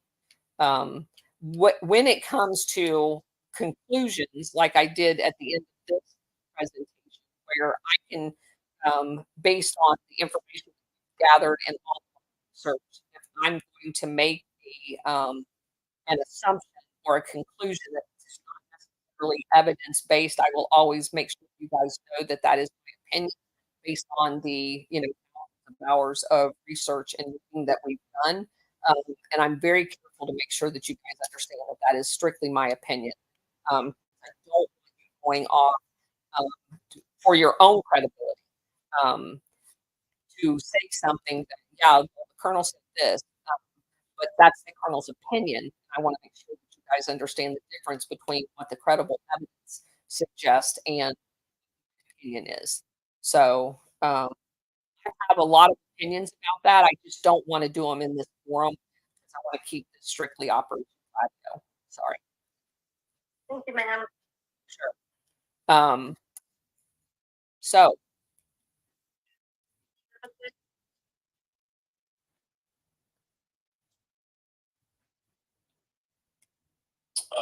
We have evidence for that. How do we safely provide this to you? I'm following you. You can DM it to me. Yeah. DM me your email. However you want me to contact you. I just meant, I don't know if doing it over is the safe. Just Okay. Well, really limited then. Put a stamp on it. Yeah, and I'm not giving them my address either. So I don't know where he's going to mail it. What do you want to do? Talk in phone? We'll keep it. You guys are trying to use that solution. Operation Gladio. Okay. I'm just trying to figure out how to Epstein, so to speak. Yeah, well, I'm not giving you my information. Don't use signal, friends. Yeah. Anyway, they all know where I'm at anyway. It's just like I was reading. Hey, I have a question.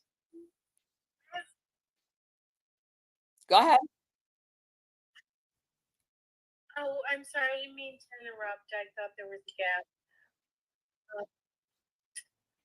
So I'm just trying to figure out the mechanism inside the people and all of the people that were in the consulate that kept them there. Like, what is that? I think it's like psychological whole thing, but what is that? I don't understand what you mean. They were under fire. So where are they going to go? No, before when they understood that they weren't getting help. But they tried. No. I didn't. Well, they kept asking for more security, and nothing was coming. And the dude was on the other roof taking photos, and I mean, obviously they understood something was up. In the annex or the consulate? well, no, she's talking about in the days and weeks ahead of time when they kept trying to get security. So let me to the best of my ability address this. There is often so you have kind of initial, secondary, and tertiary security, and there is a belief that again, the entire thing's fucked up. I'm just going to say that up front. You never ever purchase security off the local market. So everything about this tells you that this was a mission that was not to be ever known about until it blew up. All right. So, in other words, if I'm the CIA and I'm on an official CIA mission, not running guns on a black covert operation, I would have all types of security from CIA procured, like Blackwater firms for my operation. I would never buy security off of a local, like at a local farmer's market, which is basically what they were doing. So this martyr brigade was basically a CIA procured, probably even CIA trained entity that they were using to do off the books black weapons launch. As a result of that, they had a backup security capability at the CIA annex. That's what that was for. Their tertiary backup would have been, and there were a military expeditionary unit on call. The problem is that no one was going to launch that military third order security because that would have unequivocally documented with military personnel, boots on the ground, the illegal operation. Because none of that evidence would have been left behind had that military operation arrived. So you've got that secondary annex guy force that was part of, picked up the guys they could find and got the hell out of it. And they left, obviously, crap. But I think a lot of them assumed that most of the crap that they left was burned up because of how badly charred. I don't know if you've seen any of the pictures of that building was. They're just assuming everything got destroyed. That they could bring those people back to the annex. The thing that bothers me the most is the second attack, not the first attack. There were a lot of people in that local area that knew that they were running guns to this group that was against Omar Gaddafi. And they were arming treasonous factions of Libya.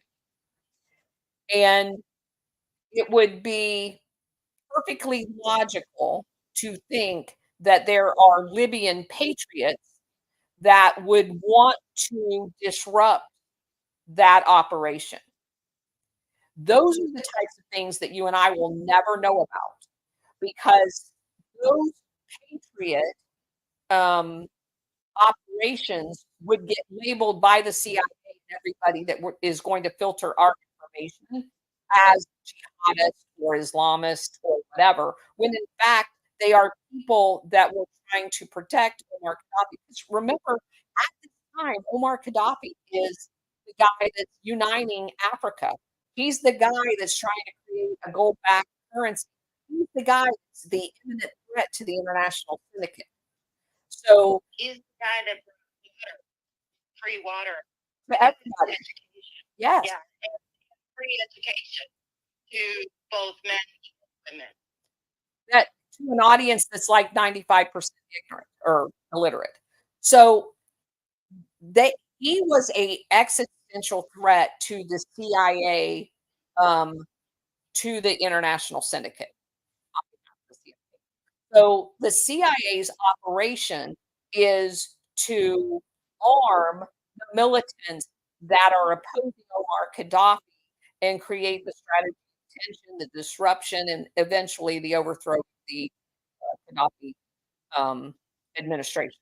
So there, there is all kinds of outside factors that could have played in the attack on that embassy. But you and I are never going to be told the truth about what their motivation is because it would basically expose the international syndicate to a large degree. Now, Yeah, I'm sorry. I just wanted to finish this one thought. What I find, and you're very good at the observation of what made those people stay there. I do believe that the information that was made available to them was very controlled, and you don't think about, especially on a mission, the fact that you have the option. Because quite frankly, nothing good would have happened to him had he come home not having accomplished the mission. So go ahead, President. One of the big factors living aside from the free water and all of the gold assets to go over to back currency for all of Africa, not just he nationalized the oil industry. So all of the citizens within Libya actually got a percentage of oil sales. The government only kept it out to keep the government going, and the rest of the money was invested in its country and like a profit sharing almost. And God knows the international syndicate can't have that. They want to make sure that they control that oil industry. So that had a huge, huge impact on it as well. Yeah. It's almost like a death pact when you sign on with these people and you participate in their network. You do what they ask you to do. We have no idea what information they held over his head to keep him there. His family. It's not like they haven't done that a lot of times. So it's hard to talk about other people's motivation, but you are right in asking that question. Anybody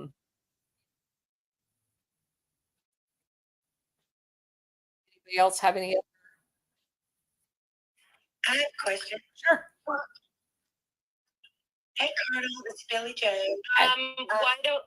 Okay, I was just going to say, why doesn't Billy Joe go first? We haven't heard from him today. Go ahead, Billy. Thank you so much. I didn't mean to interrupt. Is this okay? Yeah, go ahead.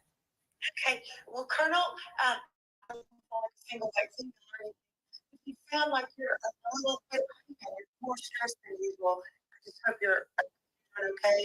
And I just wanted to tell you how much we appreciate it. I appreciate all the hard work you do. I know that you don't know us, but you've become a important part of my life for the last few weeks, month, helping this audio stuff. And so I'm worried about you because you work so hard, and I know upset about your voice sounds like you. So, Billy Joe, So I just wanted to tell you, I hope you're all right. I'm perfectly fine, and you're right. There are some parts of Operation Gladio that bug me more than others. The fact that I've met Tonto and that this had to do. I know some of the people on that military go team that we're allowed personally. Um, so this story uh, has a lot more meaning to me than most people. And I just find every aspect of it to include the Trey Gowdy cover-up of it an insult to my intelligence. And again, I just hate people. yeah, I can go through most of this stuff in a very logical manner as far as presenting the evidence that you guys form your own conclusions. But there are some parts of this, especially that touch on the military people that I was part of, um, that it's harder. I appreciate the fact that you detected that. It does indicate to me exactly kind of the close-knit community that we've developed here. And basically is just it warms my heart. Thank you, Billy Joe, for saying that. I mean, you know, it's tough on, I'm sure I'm not the only one that my friends and family, you know, they think I'm crazy or I've gone off the deep end because I went from being a crazy normal, Democrat to now I'm a conspiracy theorist, right? And, you know, it's difficult because I feel this weight that to know the truth, to understand what's really been going on. And I feel personally offended, you know, that they just lied and lied and lied to us and that they just continue to take it, take it. It just makes me so mad. And that's part of this community because who the hell else can we talk to about this stuff? I try to talk to other people, and I, you know, but you know, on my mind a lot. And you know, people just float through life and they just don't realize the absolute existential crisis that we're dealing with today. And it's exciting, scary, sad, and we do a little bit of this, and the rest of us, there may be an opportunity for it to matter. You know? Well, I think it already matters, and you just made it matter. It is people like you the reason why we do this, and you guys make it matter for me, Billy Joe. Go ahead, President. Don't-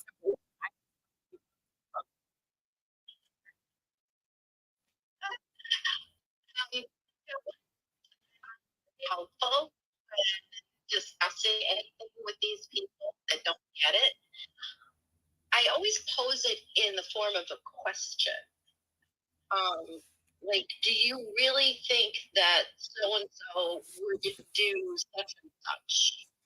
Do you really think the pharmaceutical industry, for example, would actually keep us healthy when there's more money to be made otherwise?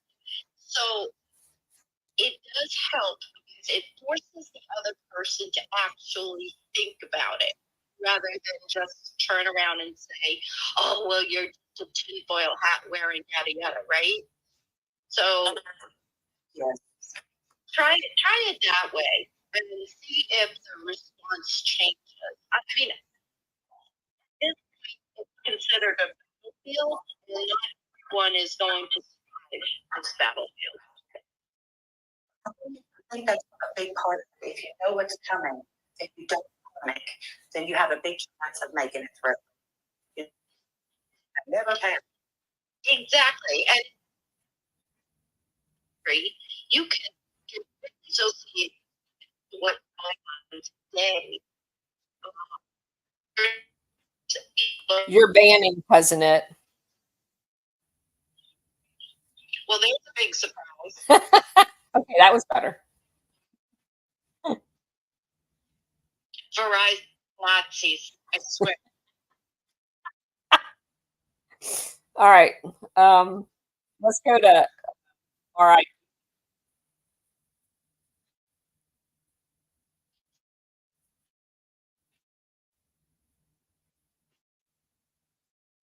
IP You have to hit the bottom left-hand microphone. to unmute yourself.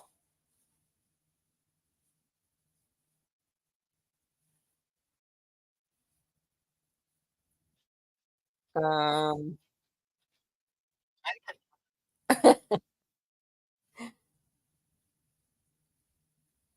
All right. Well, RIP. I don't know if you know where the mic button is, or I don't know if you're having problems unmuting. Bridget, can you put him down and then bring him back up? I'll take care of it. I think Okay. Bridget's trying at this moment. Okay. Interact really quick. Yeah, Sure. is that okay? If it has something to do with Operation Gladio. But it just has to do with Chelsea Manning, Bradley Manning. So I just want on how you think it's the same like concept of like how these people just stayed there. How do you think Chelsea Manning, Bradley Manning, how do you think they like jumped that gap of, you know, I'm not gonna stand by this? How do you think that was possible? Because it's so impossible. So many. What's your take on that? I'm not sure I understand your question. Are you asking me why he became a whistleblower, or why he stole classified information and gave that out? Yeah. Classified, but No, there's no controversy that it was classified. all of it, like Okay, Carrie, the Carrie, general murder Carrie, wasn't. Carrie. The information provided was classified information. You can ask me what the moral question, which I think is what you're alluding to, was he morally correct in doing that or not? You cannot say that it wasn't classified information, because it was. I know what the gunship, I know how secure I was at U.S. Central Command. All of that gunship footage is classified. So you can't make the argument that it's not, specifically that it is, and I know at what level it's classified. So what I believe, Carrie, and it's a very valid question, is trying to ask is whether or not, when you're presented with a moral dilemma of information inside of the system, what you do with it. Having been presented with a not similar, I did not ever see any gunship footage of people being ordered to murder civilians. But I was presented with multiple, over a 30-year span of time, illegal, immoral circumstances that I had to make a decision on what I was going to do for myself and the people within my command. So when you are faced with that, there are processes like the IG and like the official whistleblower program that you are required to utilize. If at at any step in that process, you do not get satisfactory results, you, after having exhausted all of that official um, capacity, you would feel compelled morally to take that to the American people in some form or fashion. Um, Having known that he did not use that actual system, is my only beef in the information being eventually known to all of us. I'm not going to have a dual standard where I just was complaining about the fact that Jason Chaffetz is trying to keep information from the American public, and then turn around and go, "Oh, well, because the military did it, you're not ever allowed to do that." That's garbage. But there is a process, a legal process for those of us who take an oath, and he did. You have to abide by that oath, and there are no exceptions to that. You have a chain of command, you have an IG, and you have a senator to take whistleblower protection with. That's the process. Use the fucking process.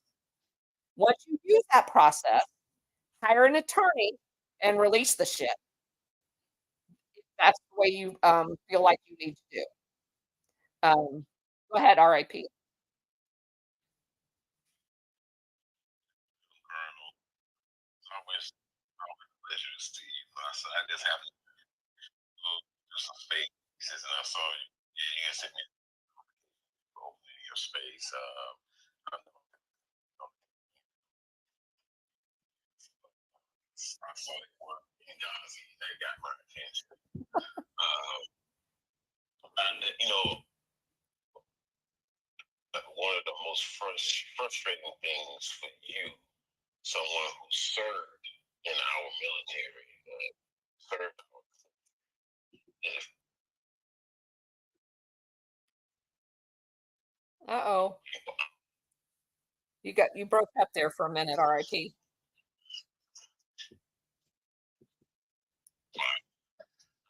you hear me better? Yep, yep, I can hear you now. Okay. It's the most frustrating thing for you. Would you assert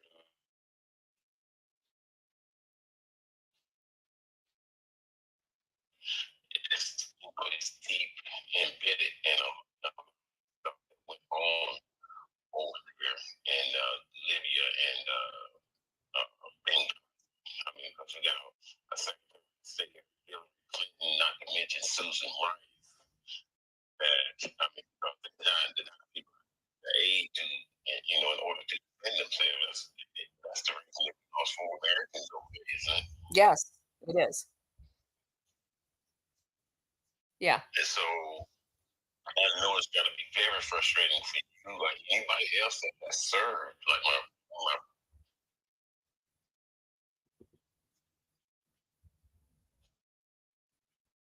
You cut out again on us, RIP.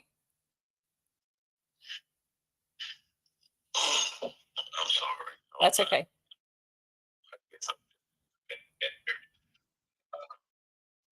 frustrating for anyone that has served in the military, knowing that all federal government is involved in a lot of what went on there, but even to this day, it's got to be frustrating. It is very frustrating. Yeah, it is very frustrating. I take my most cautious approach to people who have served. I have been invited into many community events where I know there is a preponderance of military because the sacrifice that all of us made, whether or not you shed blood or not, you spent birthdays away from family, you spent years away from your extended family. We all made different levels of sacrifice, but sacrifice nonetheless. And you know, the long deployments that you go on, they take a mental toll on you. And those people will always be cherished by all of us Americans, regardless of position that they were on. And you do have to use a lot of caution when you are exposing them to the truth about what actually happened and why they were there. And probably just as off the top of my head, I had a conversation about 6 months ago with one of the guys that was actually deployed from Southcom to Honduras, um, who thought that Nicaragua had been infested with actual communists and that the Contras was the good guys and that he was training good guys to go in and kill communists. And when I was able to provide for him the information that exactly the opposite was true, and who these people were, not only on the Sandinista side, which happened to be the patriots trying to take their country back from the oligarchs, But the fact that the Contras were, in fact, the fascist, you could just watch the color drain out of his face, realizing the weight of what I was telling him. And what I made what I was very cautious to say to him was that what we have to do is channel that righteous indignation and that anger, and the rage into positive political effort in order to ensure that our government is not ran by those people anymore, and those people have no ability to export a US branded, NATO branded terrorism in order to enrich these assholes, and enslave us. And if you can't make that transition and use that anger for that reason, it'll eat you up. And then you have, nightmares at night. You'll have the PTSD all over again.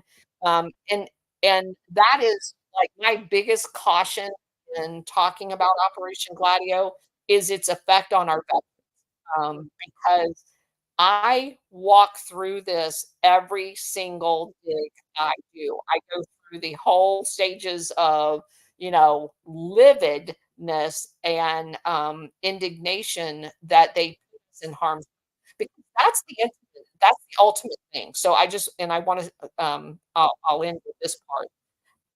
These assholes have endangered every single one of us on every single mission we've ever went on. We are being put out there to guard poppy field. We are being put out there to face.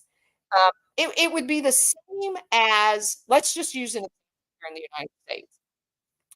If the people of South Dakota, whose farmland is being bought up by the Chinese, were to take up arms when their government failed them to drive out the Chinese communists in South Dakota and take their farmland back.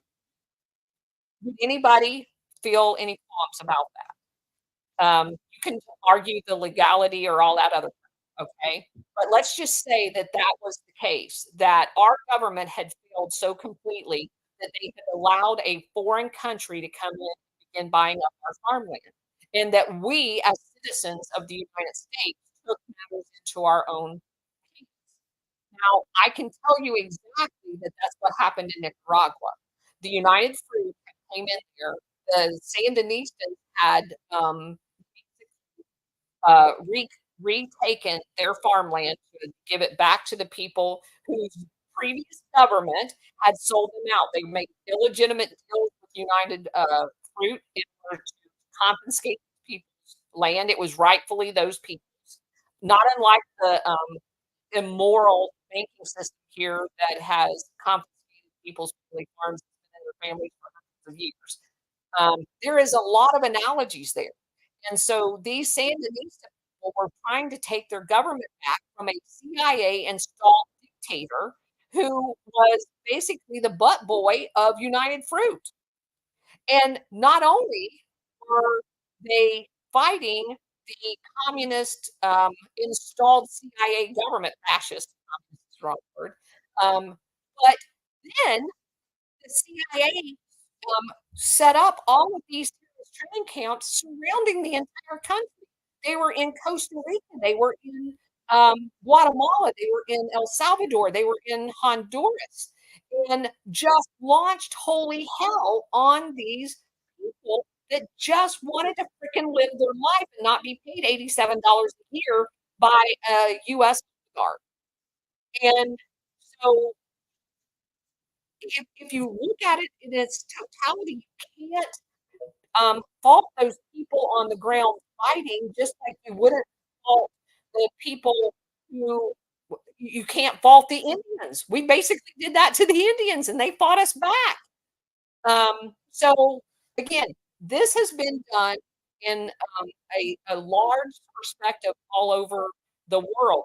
The problem that I have with all of it is that we were lied to. Those of us whose boots on the ground that were down there teaching people how to kill their fellow citizens, we were lied to. It isn't like the farm land. I mean, we know exactly what's happened there. Um, unless the government's lying to us, telling us it's the Chinese, when in fact it's not the Chinese at all, it's really them. But you understand my point. Yeah, you understand my point. Um, those of us in the military, when we put our boots on, we got our duffel bag, and we got on an airplane to go fight communists, um, were lied to. We never fought communists. We were fighting people who were trying to take their country back. And that's a devastating blow to those of us who not only made our sacrifices all of our kids' birthdays as a result of these deployments, then to find out that we were on the wrong side of history is devastating. Go ahead, RIP, I'll let you respond. See, that's the part you talk about. You listen to the colonel sit there and talk about it, and hear the that she is feeling now, knowing that she felt like she was more than likely used for the wrong reasons. He has every right to feel that way. And as far as, her, people that has served and played part in it, this is stuff that they got to live the rest of their lives. And I won't tell you that, appreciate you bringing this to the forefront. Not only is it bring it with reckless receipts, because showing them were lied to. And that's why I've always said, I've always given Hillary the name Hillary, because federal government, look at what they're doing to us in our own country, look what they're doing globally. Yeah. And so I really, really appreciate you and Manis, and these are the type of people that we need to be because give us the information that we need and the truth. And that's what we're looking for. These people will continue to lie, cover up for each other, and with the CIA, they are in. Thank you for bringing this to the forefront. I really do. Thank you. Thank you. I appreciate it. Let's see. Lone Traveler, go ahead. This is going to be our last one, guys. We've been at it a little over 2 hours. Go ahead, Lone Traveler. Okay, thank you so much. You speak had the 600 each. All of us using the U.S. troops in their bid. We know that Pat Tillman was killed because he was trying to tell the truth. And I also know that Lieutenant Iran Watada refused Iraq deployment. They almost sent him to marshal.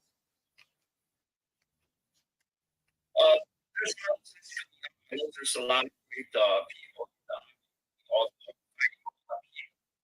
but it still seems to me that a lot of people in the army are not really fighting for America, but just for the time. So I'm wondering how many people that stand up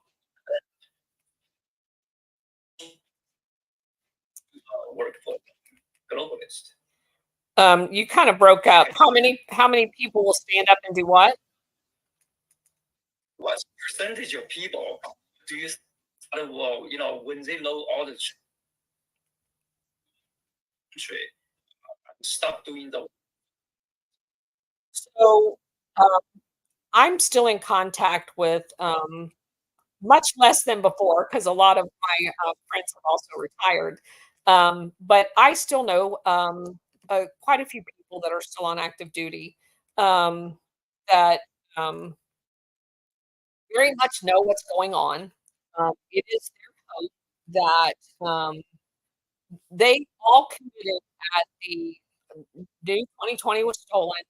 They committed to write out they all did the "we're not taking the shot" stuff. A lot of them had received tremendous amount of pressure. A couple of them did actually take the shot, um, but they had committed because they have like 16, 17 years in the military to ride it until this election coming up. Um, Even ones who have not made it to 20 years, if they try to steal this election, um, and people just walk away like they did last time and pretend like nothing ever happened, they won't stay. They can't stay. And I think there'll be a whole lot of soul searching done at that point. But I can unequivocally say that I think it's over 50%. I would be stupid to say that I think there's not a lot of um, globalists supporting people. Um, and I think there's a wedge. So I think the people that have been recruited in the last few years um, are less likely to be the big defenders. Um, and I think the people at the very top, I would tell you less than 10% of the general officers are good. Um, and you don't know how much it pains me to say, um, because you don't get to be a 3 and 4-star general, um, if your motivation is people and the mission as opposed to kissing somebody's ass. Uh, the worst thing that ever happened to the military was the transition to the Department of Defense, the War Department. Um, a War Department has a specific mission to go fight a war. A department can be used for a globalist tool under the defending national security bullshit, and putting the War Department, which was always ran by a 4-star general, directly to the president, who was the combatant commander, um, is a lot better than having it under a bunch of civilians that don't know their head from the hole in the ground and are corrupt and just rotate in between the military industrial complex. It's the stupidest thing I have ever, in light of what we all know now. It's dumb. And I can tell you firsthand, spending 4 years at the Pentagon, watching these hapless civilians, um, the the ones that were nominated that you never saw were hideous.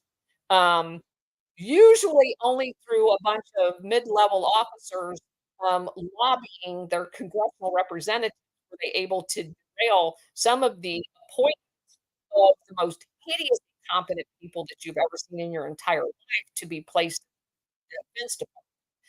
Um, so I was a part of a couple of those, one of which was the Florida, representative that basically was just criminal. Um, Un Unbelievably incompetent, and the machinations during the Clinton administration to get him confirmed. They were basically not I sat in a room while the civilian assistant secretary for the Air was telling the general officer that I worked for to lie to Congress. I witnessed it firsthand. So, I understand the pressure that general officers are under. I saw it firsthand. I understand the pressure and the, criminality of the political appointees. Does that mean every single one of them's like that? No. But, there are more corrupt 3 and 4-star generals than there are good guys. I'll just say that. That's my experience. And I also you guys, possibly heard me, more than people have. I worked for a guy when he was a 4-star general directly, as his executive officer. That guy eventually got promoted to a 3-star general, and when he assumed the command of a particular organization, he called me up and asked me to be a commander of a new organization that they were standing up. Uh, and standing up a new military organization is a big deal. For posterity reasons, being the first commander, I mean, it is a big deal. Plus all of the paperwork, you have to have the the emblems, the symbols, all of that, your patches, everything. It's a big pain in the ass. Just ask me, I know. Um, but when I worked for him the second time, once he had pinned on 3 star, he was not the same guy. I loved this guy as a star. I worked for him at the Pentagon. Unbelievable, honorable family man. Um, go out of his way. Let me just tell you how great he was. All of the Arlington cemetery memorial services, the burying of the dead in Arlington, they require a horse-drawn carriage out to the gravesite. It's a big deal. It's a ceremony. Um, while he was 1 star at the Pentagon, so as an additional duty, all of the 1 and 2 star generals can volunteer to be basically the masters of ceremony. You walk in front of the horse-drawn carriage, perform the service, blah, blah, blah. So he had flown in Vietnam, and he was very committed to repatriation. So he had told the army that does the coordination of these ceremonial proceedings that any repatriation that comes back from Vietnam, that if he is in Washington, D.C., he will do that ceremony. And he did, and I had to check his calendar constantly because they were calling, and not all of them, because of logistics and stuff like that, always a long notice. But anyway, he just would drop everything to and what a wonderful person.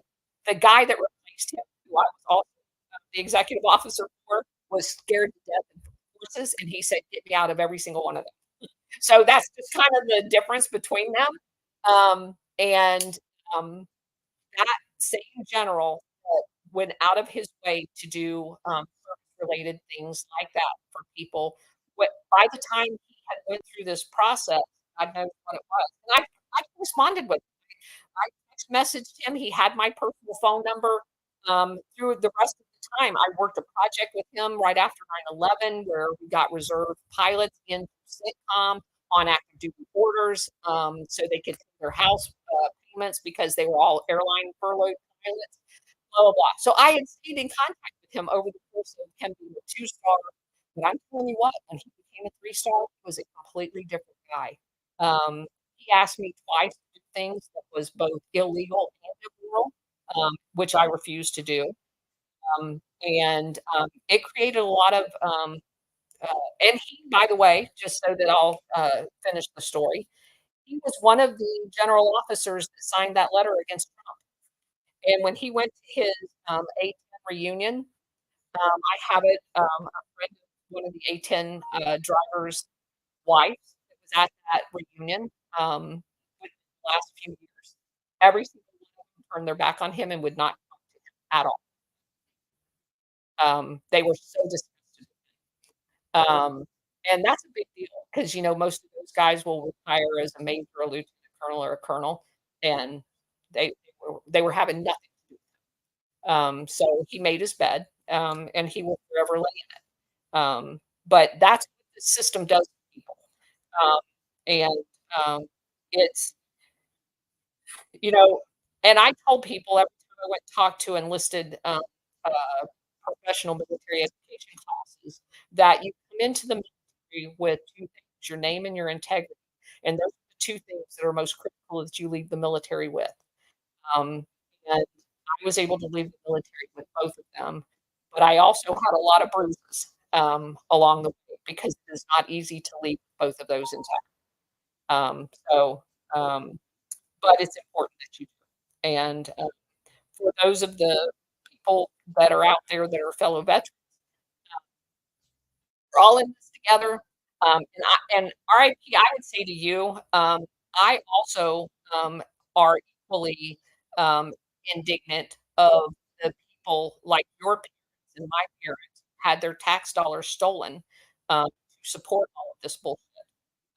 Because that generation was lied to and cheated um, in a way that isn't even uh, it's almost so big, the propaganda, the whole terrorizing the children of making them crawl under their desk as if there was a nuclear explosion, only to brainwash us to convince us that they could do things like they did in Nicaragua because they could call those people communists because they could brainwash all of us growing up. And the just everything about it. They stole those people's money, the life that all of us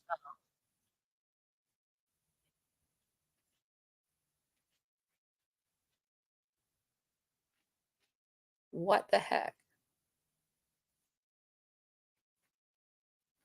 I think, just like eliminated the space. Um, let me see if I can go back in there. Oh my gosh, that's hilarious.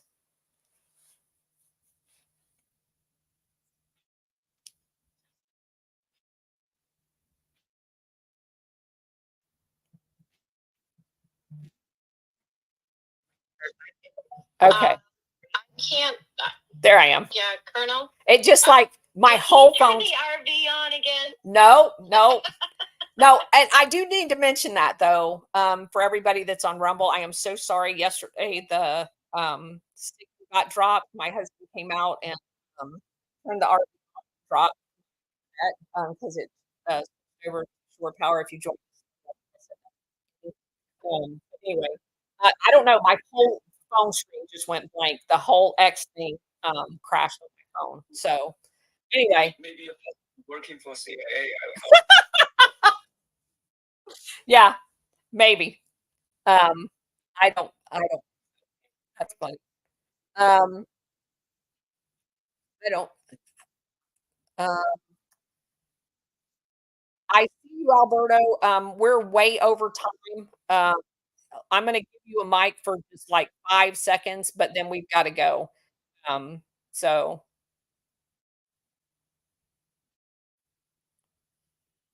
he, well, Thank you so much for your honest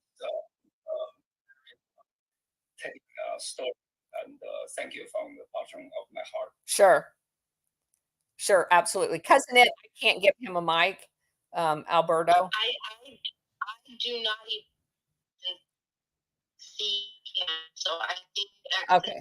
it's time to Okay. I don't even see him. Yeah, he just disappeared. He just disappeared. So we're good. All right. So we will be back here tomorrow at noon. Hope to see all of you guys here. Thank you for joining us. Thanks everybody on Rumble. I'm gonna stay on Rumble for a second and kind of look through the comments over there. Um, appreciate you guys being here. See you tomorrow.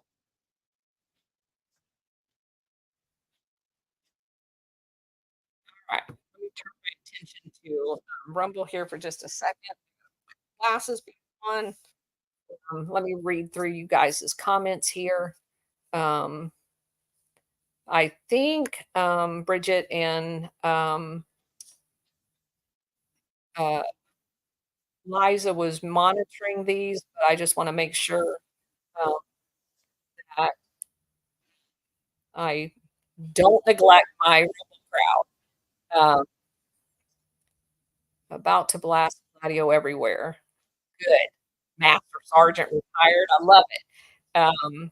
What service are you a master sergeant retired from? Let me know. Um, let's see. Yeah, yeah. CIA is a big uh, grow. Let's see. Ukraine, lots of destabilization. Absolutely. Literally all over the world. They've overthrown over 80 governments. Um, and that's just the ones that I know about, um, that I have evidence of. Um, let's see. Yeah, we sent lots of hardware to Libya debacle was Gladio. Yes, it um, and yep, definitely Bob Dole's shit bag. You're right. Angry golf vet. You're absolutely right. Um, Sarkozy's ex supermodel wife urged him to Oh, I'll have to go back and read that. Desert 71. Thanks for bringing it up. I've not seen that. Um, let's see. Um, I'm a trucker, stopped right now and was curious if I was able to see what she's talking about. On 3 say cheese. I love that. And by the way, I was raised by a trucker. My dad was a 45-year long distance truck driver all over the United States. So I love me some truck drivers. That's how I learned how to be a mechanic. I joined in an aircraft maintenance enlisted troop based on my dad teaching me how to use tools on his semi truck because my dad did all of his own maintenance. So bless you and stay safe. Um, let's see what else we got. Brigade. That just drives me nuts. Um, okay, what else do we got? Love the hat. I know, right? Is this the one? I have another one that's got like a metal uh, emblem on it too. But this one here, this says "Bad Bitches." It's the name of a ranch that's ran by women. It's hilarious. My Angie got this for me. Um, I had to send one. I bought one for Liza and Bridget too, so they both have one now. So if we ever get to meet each other, we're gonna be wearing our bad bitches hat. Take our picture. Um, ooh, that lightning shower. Yeah. I don't know if you guys hear that about me, but it was loud. Um, let's see what else we got. You guys should hook up with Nons of old. Waste of time if you invent the wheel a second time. Um,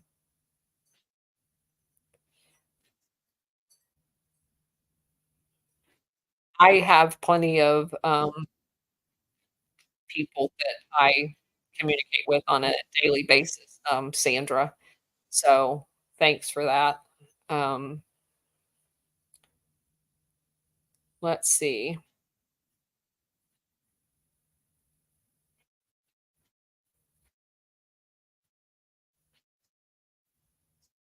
Um, Obama was purging flag officers. Yeah, the good ones, um, like General Flynn. Um, okay, so that gets all of us down there. So, Sandra, and I didn't mean that flippantly either. I do have a couple of different avenues of DMs that IET 17 and Absolute and Stormy Patriot Joe and those guys are all in, and I communicate with them as information is fair because I did not do a lot of. I was not part of that whole movement. And you're absolutely right. They do great research. And so they sometimes ask me for information as it relates to military, especially the people like Brian Cates, who even before the big Twitter purge, I DM'd with him about some of those things. And of course, he's not one of the original people, but you're absolutely right. They have a massive amount of skills and have done a massive amount of research. And so I love communicating with them and finding out their perspective because they have a completely different uh, viewpoint than I do because the majority of them have not ever been in the military. Although some of them, like Beer in the Parade has been in the military. So um, anyway, I just want to make sure I come across clear and that I wasn't trying to be facetious. Let's see. Colonel, tell me you know more about what's going on behind the scenes to give us some farm bureau. Actually, I don't. Um, I don't know anything that's going on unofficially. Um, I have spent all of my time and effort doing research to help all of us collectively put into perspective what is happening. Um, and I think that's what Operation Gladio does. I'm searching for answers. I believe that Operation Gladio reveals their entire playbook. That's what I need to know about what's going on behind the scenes, is what I can, um, a way in which I can look at current day events based on historical data and make sense of what's happening. Um, I think it provides us an invaluable tool, especially when it comes to things like what happened in the attempted assassination of Trump. You immediately know what to look at on the outside of the peripheral. Um, the number one thing to do is scour every single video to find us another shooter, because chances are there was another shooter. That's what statistically has been revealed in Operation Attempted Assassination, is the stooge that they use is never the actual shooter. And so just a lot of different things that when you dissect past history, it gives you an ability to look at events in a completely different light. Um, oh, hey, Annie, Texas Annie on X. Glad to have you here. And you're saying that Charles on the speaker list for Dripping Springs, Texas. Okay, I'll look at that flyer. Thanks. I saw Joe twice. Once when he did his movie premiere, and then he, excuse me, also attended Into the Light with Liz Crokin and those guys down in South Florida as well. So I got to meet him then too. I went to the his movie, Joe Flynn's movie with Brian Cates down there. That was a thrill, absolute thrill. I loved going down there and all those wonderful patriots. It was a real interesting thing. But yeah, Plants Hill, you're right. They politicized the entire intel agencies and the Department of Defense, and it's a tragedy, actually. But I do believe we can recover from all of that. It's just a matter of getting President Trump back in office. Um, yeah, thank you, hardcore girl. That's what I'm looking for. Um, all right, so I'm going to close out of here too. I've got a few things to do, and I'm going to the house now because it's about ready. The whole sky's going to open it. And when that happens, I will not be able to hear because I have a tin roof in this cottage, and it gets extremely loud, which is fine when you're not doing a podcast. But anyway, all right, guys, I will